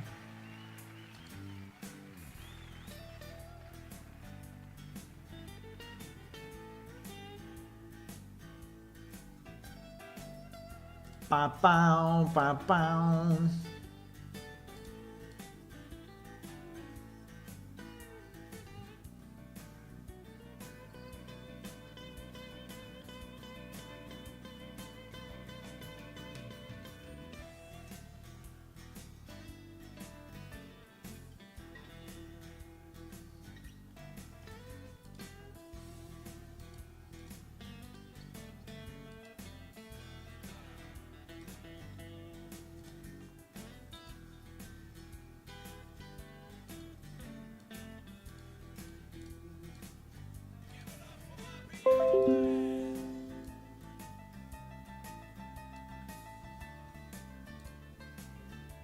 Okay.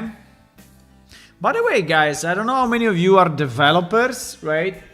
But we have a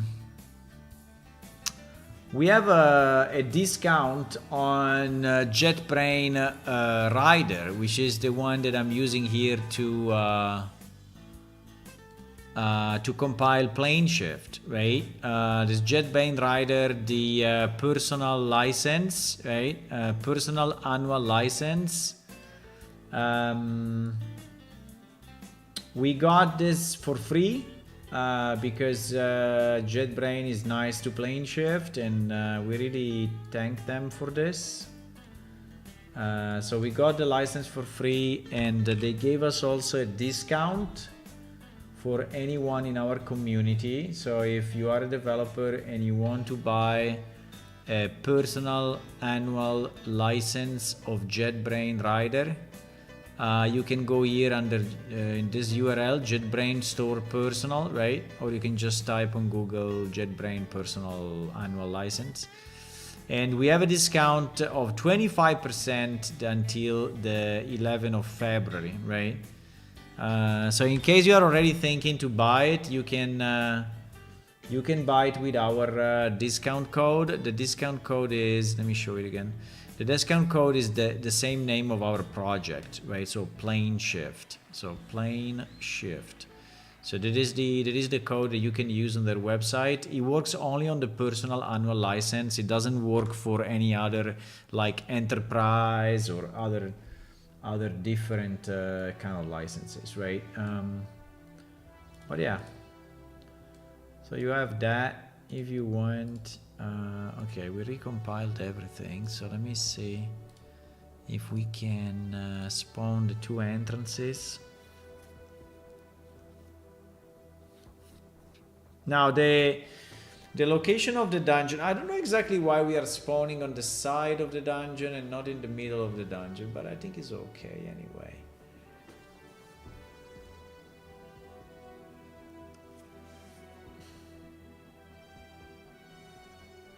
I think it will be nice to be able to correct the return location of the dungeon.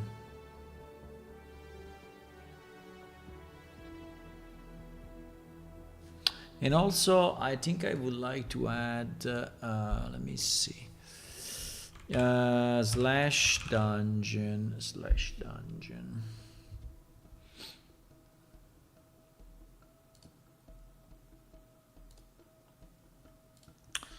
I think I want to add, no, it's not here.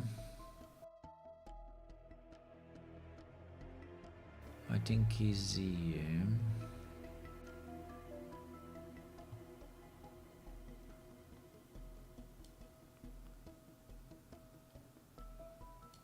status we can actually remove.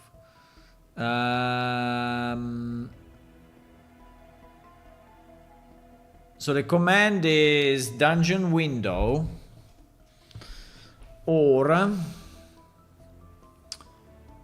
dungeon status.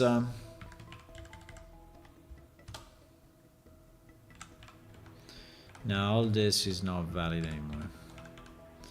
Or dungeon delete. So you can do dungeon window, dungeon status, or dungeon delete with a dungeon name, right? So these are the options that you have.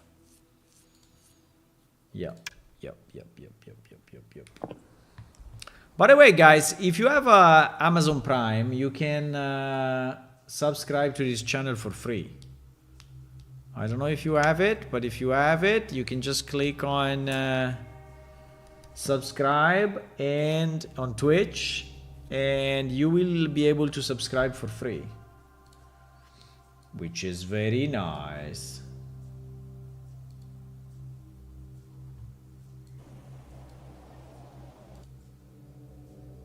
Very, very, very, very nice. Very, very, very, very, very nice. Okay, so we have our cave entrance now.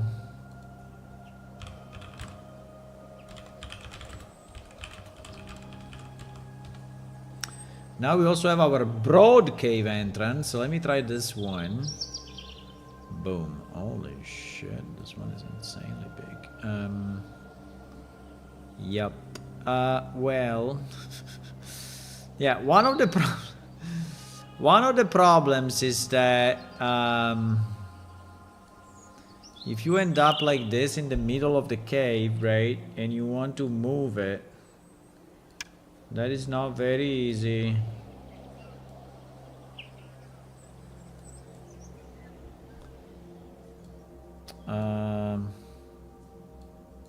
Is this one bigger than the other? I don't know why, but it feels like it's bigger. I mean, definitely the sides are bigger, but it seems that everything is bigger. No? I mean, it looks like giant.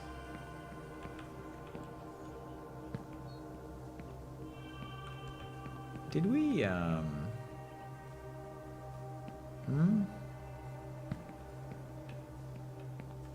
No, I think there is a scale going on here.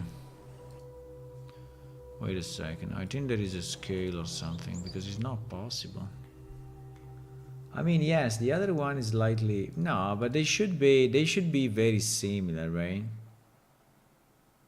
I don't understand why this one is so freaking big.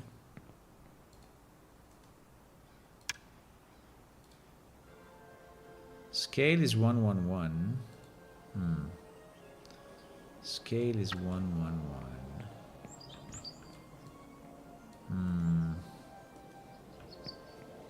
Doesn't convince me now.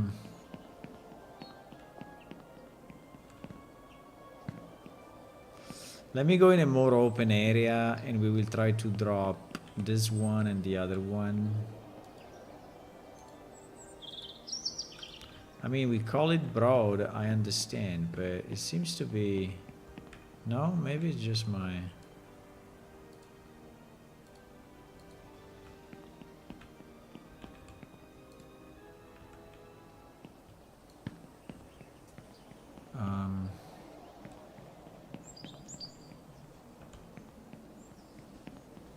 I mean...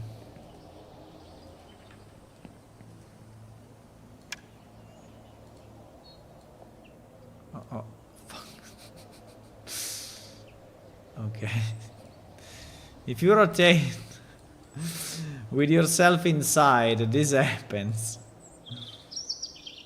It works like a magic carpet, actually.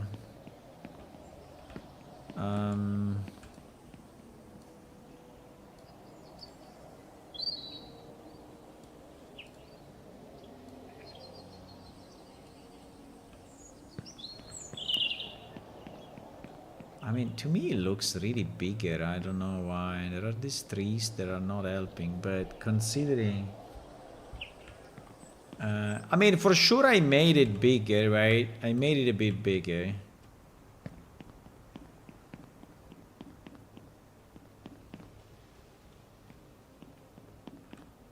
But it seems to be significantly big. Oh my god, can I...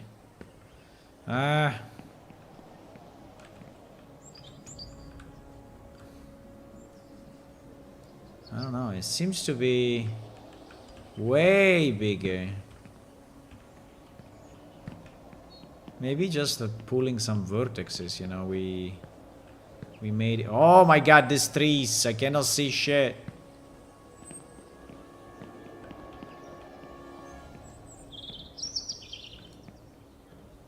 Bah.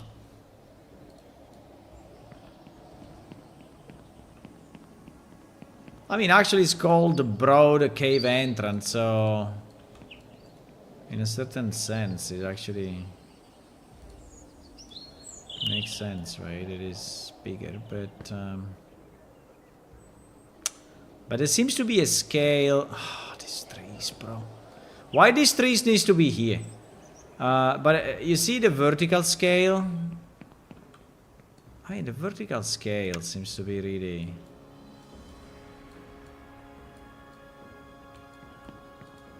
I mean, if we put them both on the same height...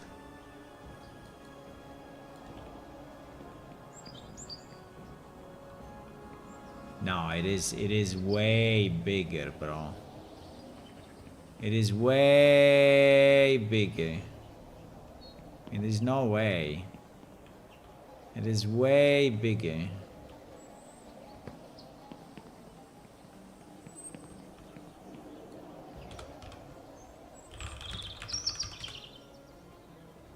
No, it is way big. It is way bigger. It's like 1.5. But why? But how it is possible, considering that we model them the same, right? We modeled them the same, we exported the same. I have also the same scale here for both, right? They have the same scale. So is the item is in the editor that I have, but I copied one from the other. That's very strange, huh? That is very, very, very, very strange. This one I think is too big anyway. Doesn't make any sense.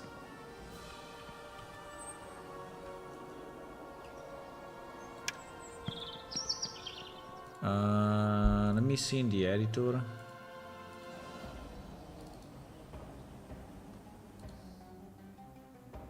Hello, Rat Mechanic. We are dropping cave entrances like easy. We are dropping cave entrances here and there. So why this cave entrance is...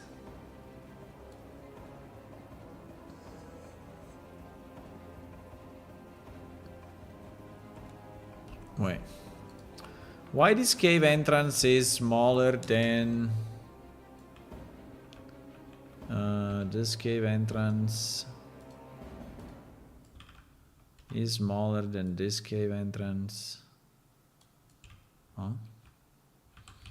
I mean, assuming that we put them at the same.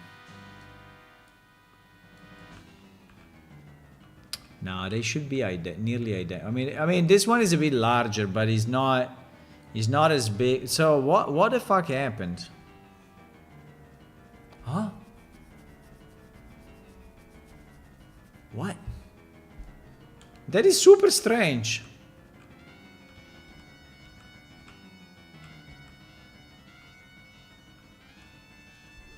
So like I have a scale, somewhere on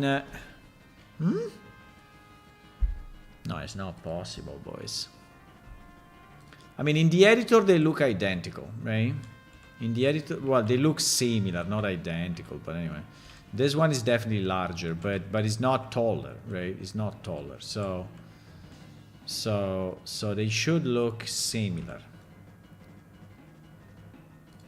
And in the blueprint, right? In the blueprint, I don't have any scale, right? So it's 111, right? It's 111. It's 111. Let me see the sides. 19 meters by 22 meters by 14 meters. 17 meters by 19 meters by 15 meters. So very, very similar, right? Very similar. Yeah, there are a few meters more here and there, but they are very similar.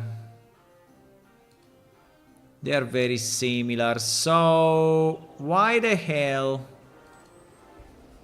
Did I add a scale? Did I add a scale by mistake on the item? No, I cannot do it from here, so I don't know, I'm so confused.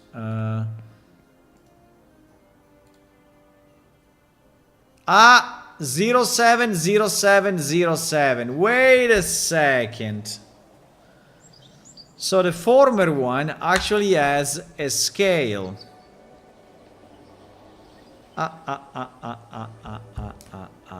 So in reality, at the moment, this is why it was looking too big. Oh my god. Well, we can scale them again. So now also this one will look bigger. I cannot move because I'm inside of... Hello, Yoko. Hey, thank you for the sub. Hello, hello. Hey, thank you. Thank you for the sub.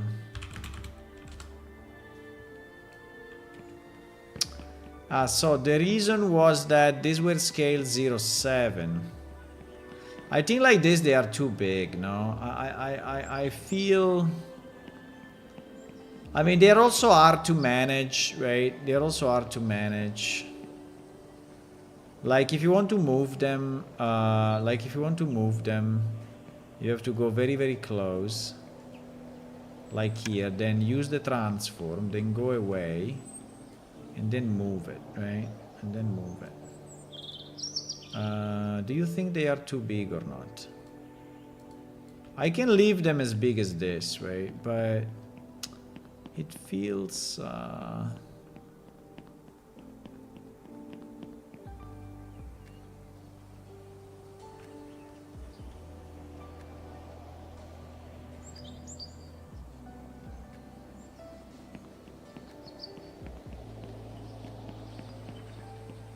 I mean, it still feels a bit different from the rest of the scenery, right? But that, unfortunately, I cannot do much about it at the moment. For the one of you that did just join now, we did the giveaway. Half an hour, 1 hour ago. And actually, Krelor won the giveaway. So he will be the first guy to get his character 3D printed. She's pretty cool, by the way. I like it.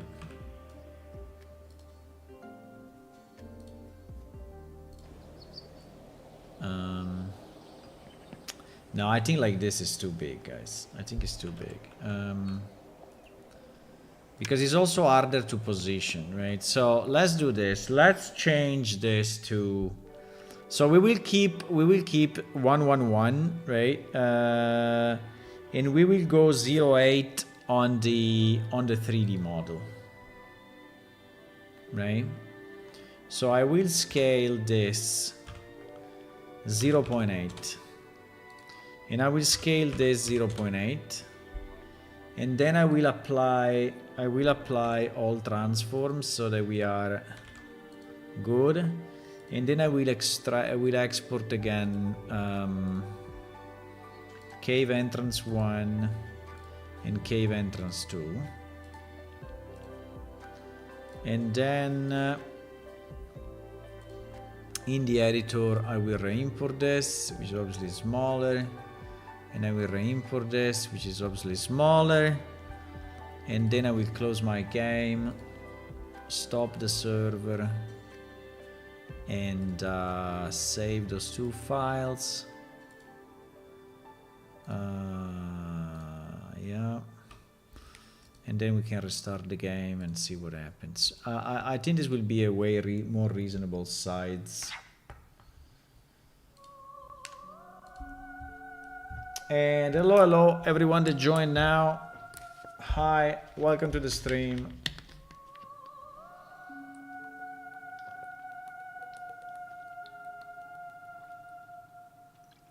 We are working on our cave system. The cave system is randomly generated, and yeah, cave system is randomly generated.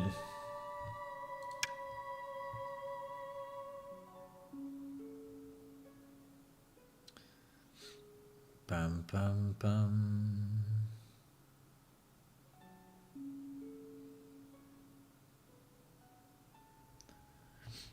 So we can generate as many dungeons as we want. I just want to have some entrances that our game master can drop into the world and then attach a dungeon to it, right?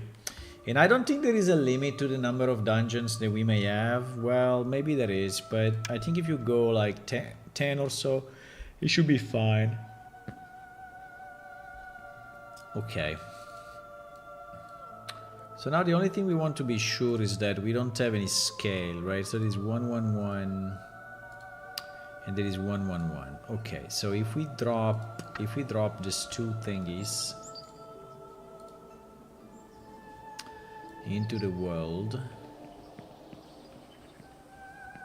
and we yeah, I think this size is very reasonable. I think this size is very reasonable.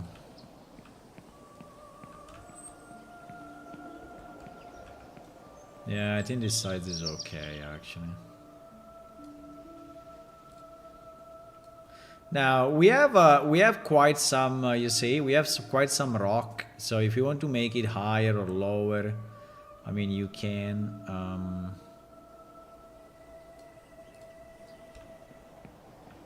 Yeah, I think like this is okay, guys. Now at the moment, this one does not have collision, so we have to enable collision detection, and so now we can walk on top of it, right? Just a bit weird that it didn't say why. I have to check that. It didn't say anything about the teleport. Why? Maybe because now it's too deep. Yeah, because we scaled it.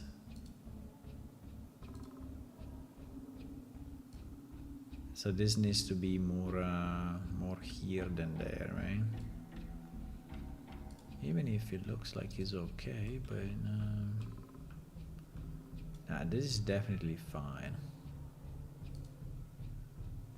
Yeah.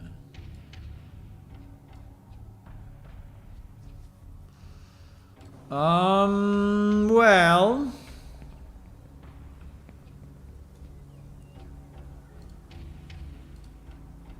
boom. Boom. It's not very easy to manage because you have to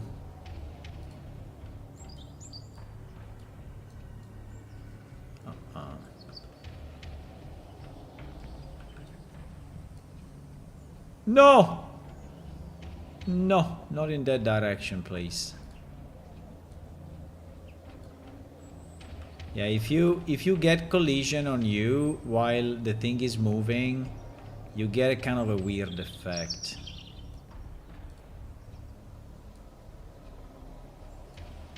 Okay. So these are the two caves, right? One is... Where is it? Oh no, I put it on the opposite side. No. We will change these rocks one day.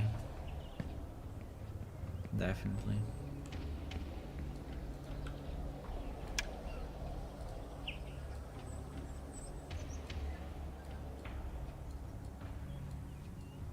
Ouch.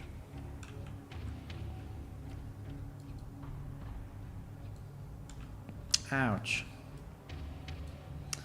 Yeah, it's kind of annoying when you are colliding, but... Okay. I did again the same mistake because it turned me all around. No! Yeah, I did again the same mistake. Fuck it. Okay, okay. Let's try to... So basically if I stay inside and we slowly rotate, hopefully I will get to the right side of the... No, I cannot. This seems to be a puzzle, huh?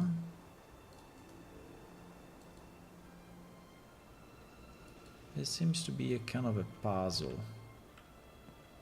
Okay, now I am in the right direction. Okay. No. Okay. Okay. Okay, so this is the entrance of the first cave.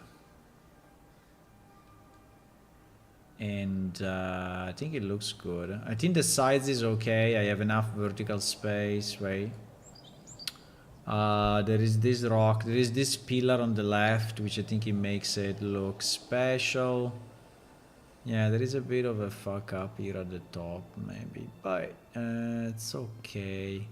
I mean, here it looks a bit different because this pillar is not a pillar anymore. It is larger. This rock is in a different position. I mean, it's obviously similar, but it's not too much, right? It's not too similar, so I think it looks fine actually. It's not triggering because there are no dungeons created. Okay, guys, I think this is pretty much what I wanted to do. I think it looks fine. I think the sides is the one that I want. I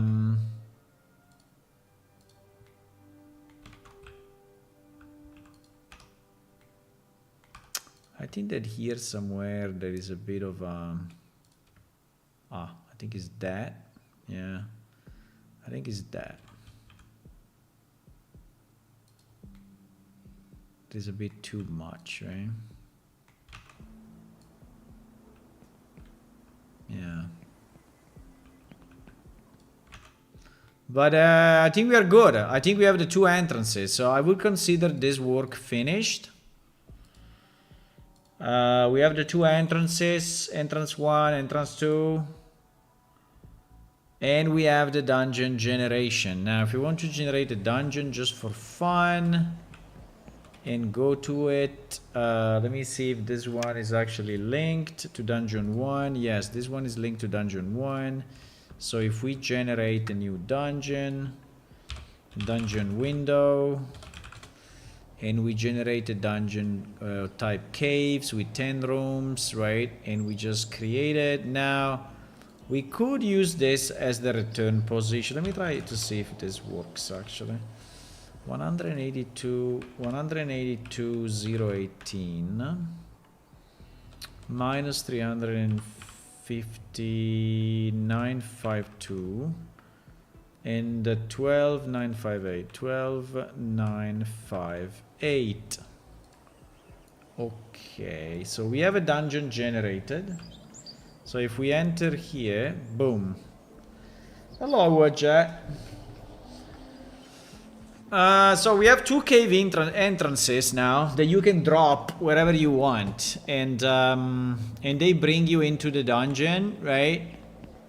They bring you into the dungeon. Uh-oh, what is that?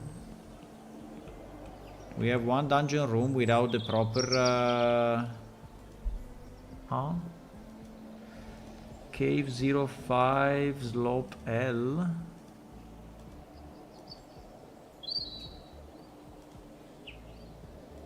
Cave 05 slope L up. Wait, I think we have a problem. I mean, it's a very small problem, just to... because we cannot go through. Cave 05 slope L up. Okay, so is this room? Very nice, by the way. I would like to add more rooms. But you know, it's not always easy. But we will. Yep, this one is the wrong collision. Yep. Okay, we will save it. But yeah, so we cannot go in. But now if we go out, now going out unfortunately is only through the portal, right? And but this should now bring us... Uh-oh. Teleport failed. Why teleport failed? Uh-oh, teleport failed.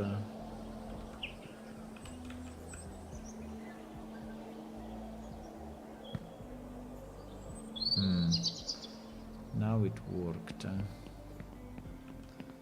Yeah, I mean, we can adjust it. So, I think being able to adjust the location for the entrance of the dungeon would be nice. Would be very nice. To be able to adjust the location of the return.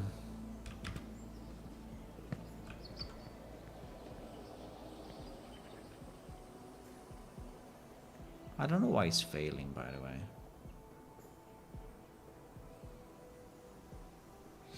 No idea why it's failing. Oh wow, it's loading a lot. It's really loading a lot, my boys.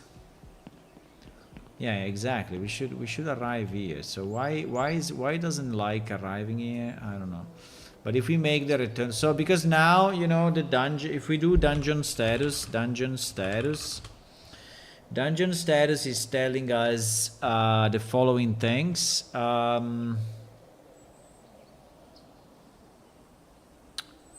This yes is wrong. Sorry, this yes is wrong. This yes is wrong. Dungeon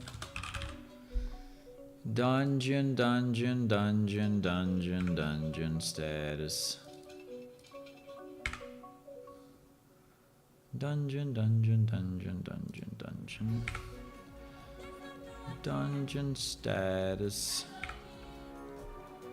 Dungeon status. Riddle plus. Why we don't see this? Huh? What? You should say riddle yes.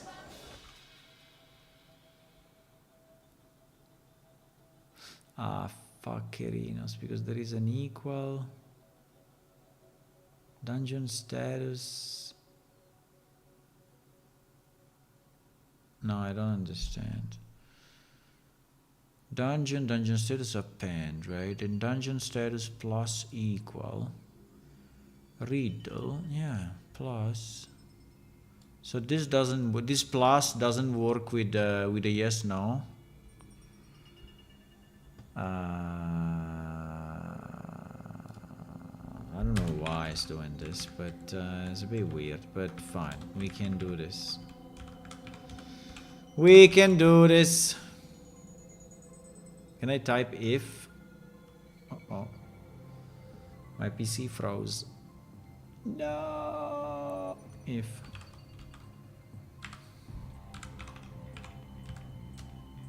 Let's do it this way. I don't know why it doesn't like it, but fine. It doesn't like it, my boy, so we will do it this way, which is the same. But anyway, it's telling you the coordinates, right? It's telling you the coordinates of the return location. Now, I think it would may be nice to be able to change the return location. But, okay, I have a question for you. So in our dungeons, right? We have loot, right? We have loot, obviously. And so you enter the dungeon, right? So let's say that this is the dungeon. And you enter the dungeon. And you reach the loot that maybe is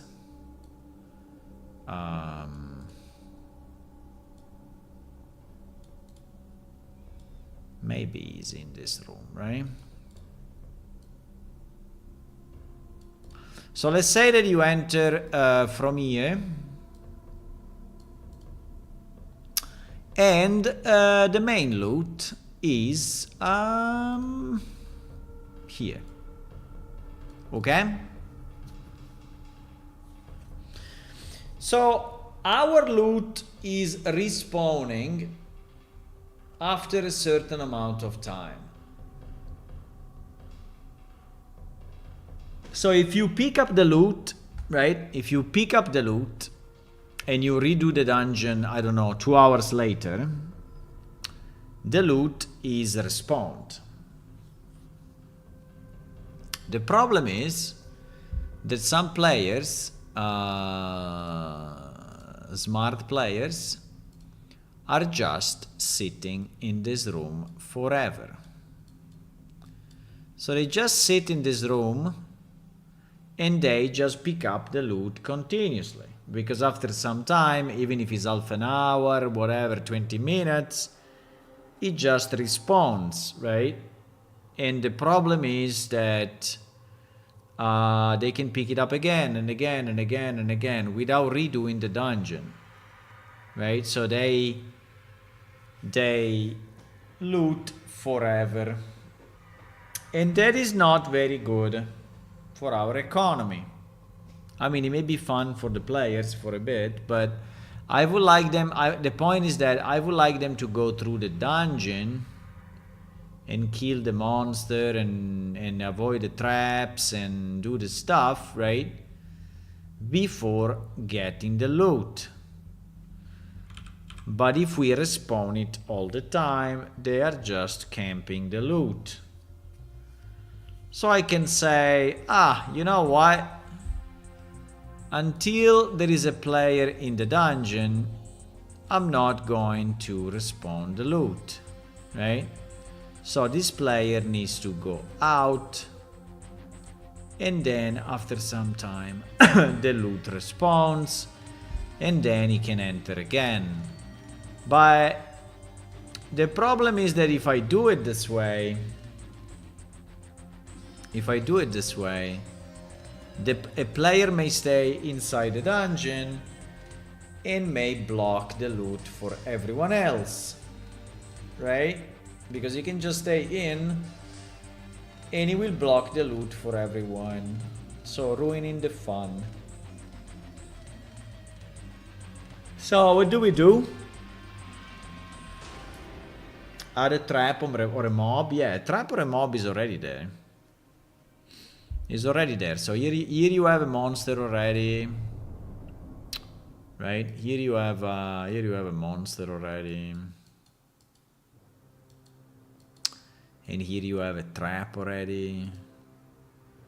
I mean, yes, you do. You have a trap, you have a monster, but still you can camp it.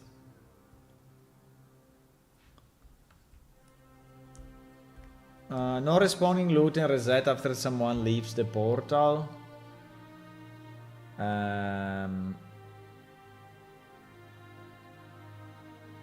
Hey, but if he doesn't leave, Yoko, if the player does not leave, if the player stays there AFK for 10 hours a day, no one will ever get a dungeon with the loot. Make a full dungeon reset which teleports the player out. I see what you mean. Maybe that's a solution. But it's a bit disruptive, right? So basically what you are saying if there is a player here, right? And this player gets the loot. This player gets the loot. You force him out. Okay? I can do that. But then what about this other player, right? What about this other player which is just going through the dungeon and he has no idea if the loot has been taken or not, and he's just walking around, and at this moment is in this room. So what do? We just kick that other player as well. We kick the other player. So the other player is like, oh, I'm playing, I'm going through the dungeon, boom. I'm kicked out, right? That is not very nice. You can make multiple dungeons now, so new player enter the portal will enter a new dungeon. Nah, that's too much. I mean, you are saying that every person that enters a portal generates a new dungeon, so if 10 people enter, I have to generate on the fly 10 new dungeons? Nah. I mean, it's a possibility, but it seems to be a bit too much. In another game, on one of the last room, a big cave, you have a giant rabbit who kills you just in seconds. Okay, but if... No, I understand, but... I mean, the purpose is that you can finish the dungeon, right? So the way other games do it, like for example Tron and Liberty, right, that I played a bit recently. So Tron and Liberty basically creates one dungeon for a group of people, and only for that group of people. And so if another group joins, he actually goes to another dungeon, a bit like you were saying. Actually, they go to an instance, another instance of the same dungeon. And then when they reach the last room, where there is the loot is generated only if you defeated the boss. If you don't defeat the boss, the loot does not generate. So let's say that this guy is here. And this guy actually kills the final boss and gets the loot. Now this guy walks through, arrives here, but since he did not kill the boss, he will not get the loot, right? So in that other game, it works this way, which is very artificial, right? I mean, it feels like you are really playing an arcade, right? It doesn't feel like a role-playing game at all. No, only let the first dungeon remain until everyone exits or logs out. But if they don't, if someone stays inside forever, just because he wants to be annoying and block the loot for everyone, right? I mean, he's griefing. He's basically griefing the game, right? He stays there, and when people tell him, please, can you leave the dungeon? So he resets. He says, no, I don't want to leave. I want to stay there forever.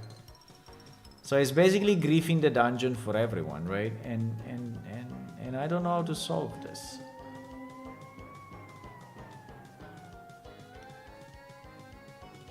There must be a solution, but I don't know what solution we have. So if you think about, I think it's late, guys. I think I'm gonna go. But yeah, maybe think about it.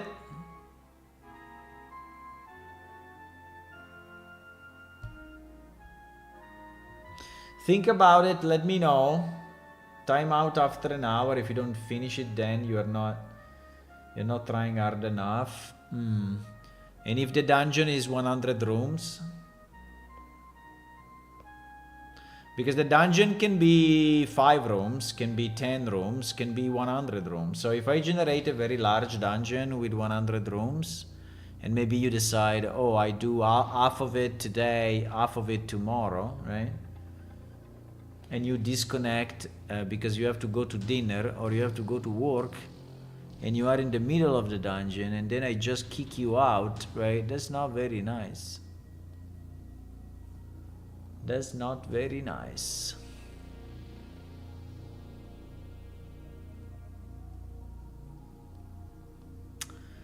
I mean, one way would be instead of resetting the dungeon would be to respawn the loot in another place, right? So that at least you have to find it again.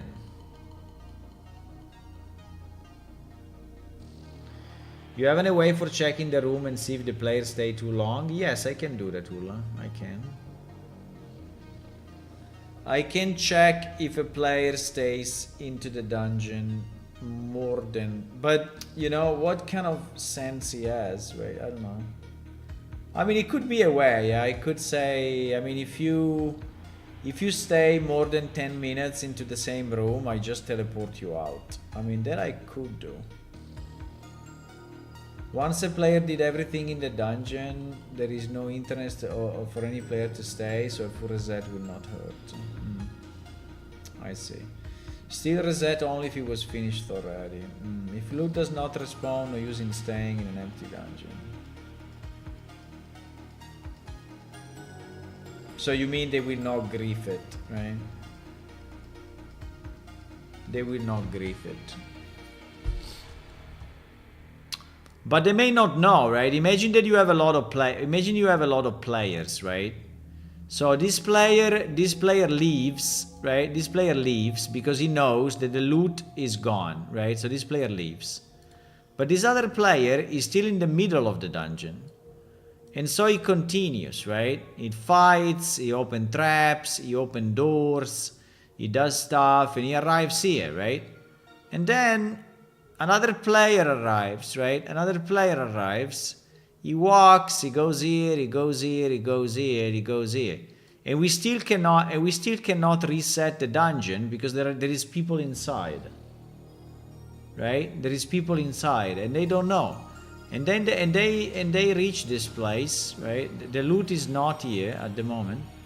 They reach this place, they say, they arrive here and they say, oh fuck, the loot is not here, someone looted already. Okay, let me go out. Okay, this guy goes out.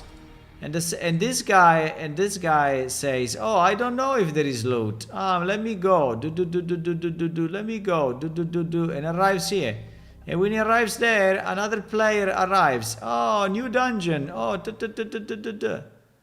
and we never finish. And so you will never get the loot. Right?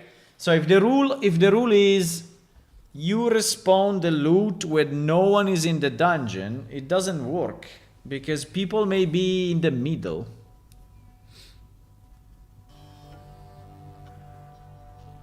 No monster trap respawns, so he sees how far people already looted.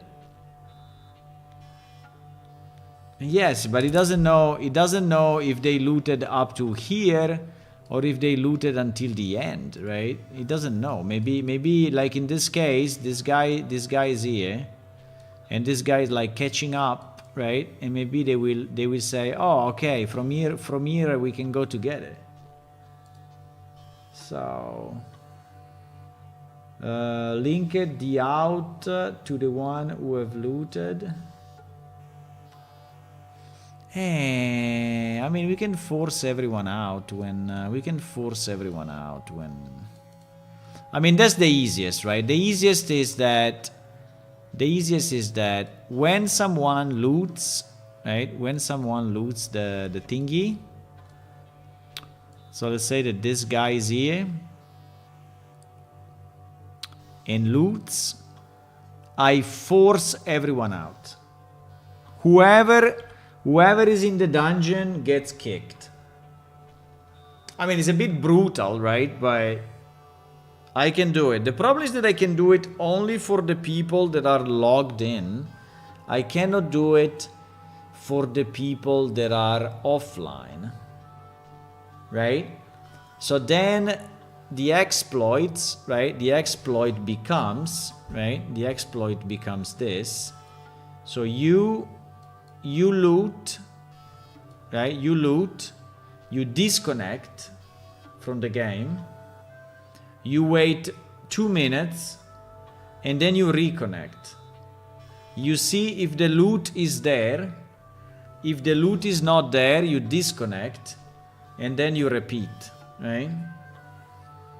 So you connect, check, disconnect. Connect, check, disconnect. You see? So this way you will obtain the same effect, and so you can basically loot forever. You can loot forever. And this is a problem. With the disconnect is a problem. Moving also the people disconnected is kind of, I mean, I can do it, but it's kind of hard because I will have to search the whole database, right? We have like 500,000 characters, right? I will have to search 500,000 characters and see which ones are there in that particular dungeon. And move them outside, and I don't even know where, right? Where to move them. So there is a kind of a problem. I don't know how to solve it yet, but we will find a solution. We will find a solution. I mean, I could do it in chunks, right? I could say that there is a first half of the dungeon and second half of the dungeon, and I could teleport this guy at the beginning or in the middle, but it still feels very out of character, right? Very out of character. So that you get teleported. Why you get teleported? What is going on? Why magic? Why there is so much magic in this dungeon that you get teleported out, right? That's very weird. Make every dungeon lootable only once.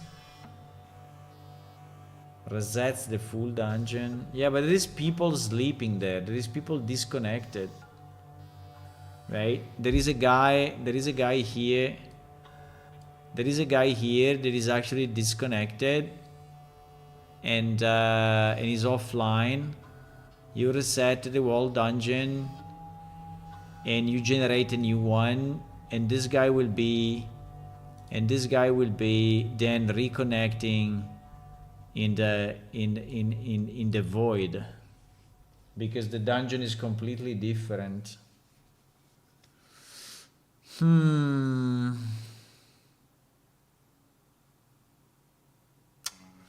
don't know, there is not a very easy solution.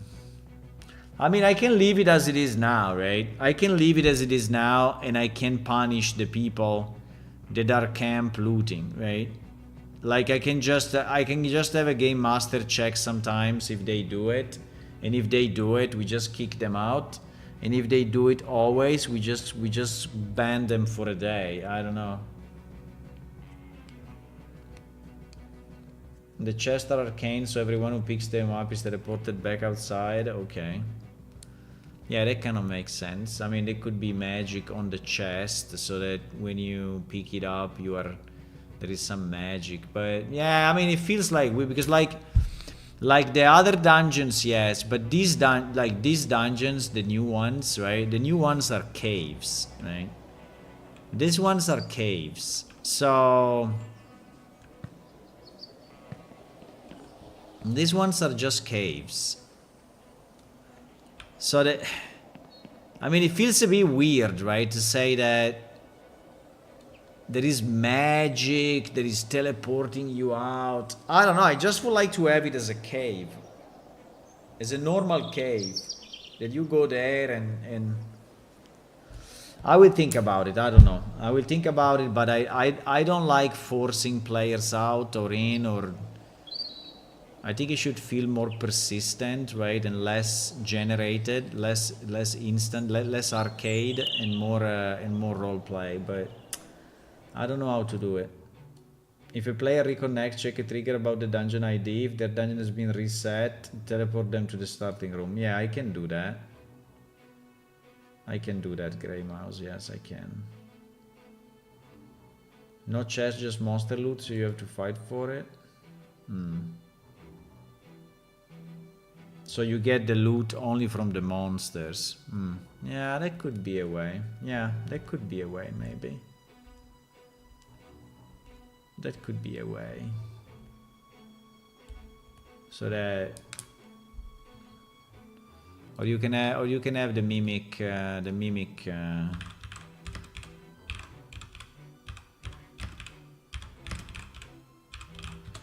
chest, right? You can have the mimic chest. Okay, I have to go as well. So you have to fight with the chest, actually. Okay, guys, thank you for watching. I'm going as well because it's late. So if you want to click on follow on Twitch and subscribe on YouTube, that is free. And that will help us, so please do it. Also, if you have a Prime, use the Prime on Twitch.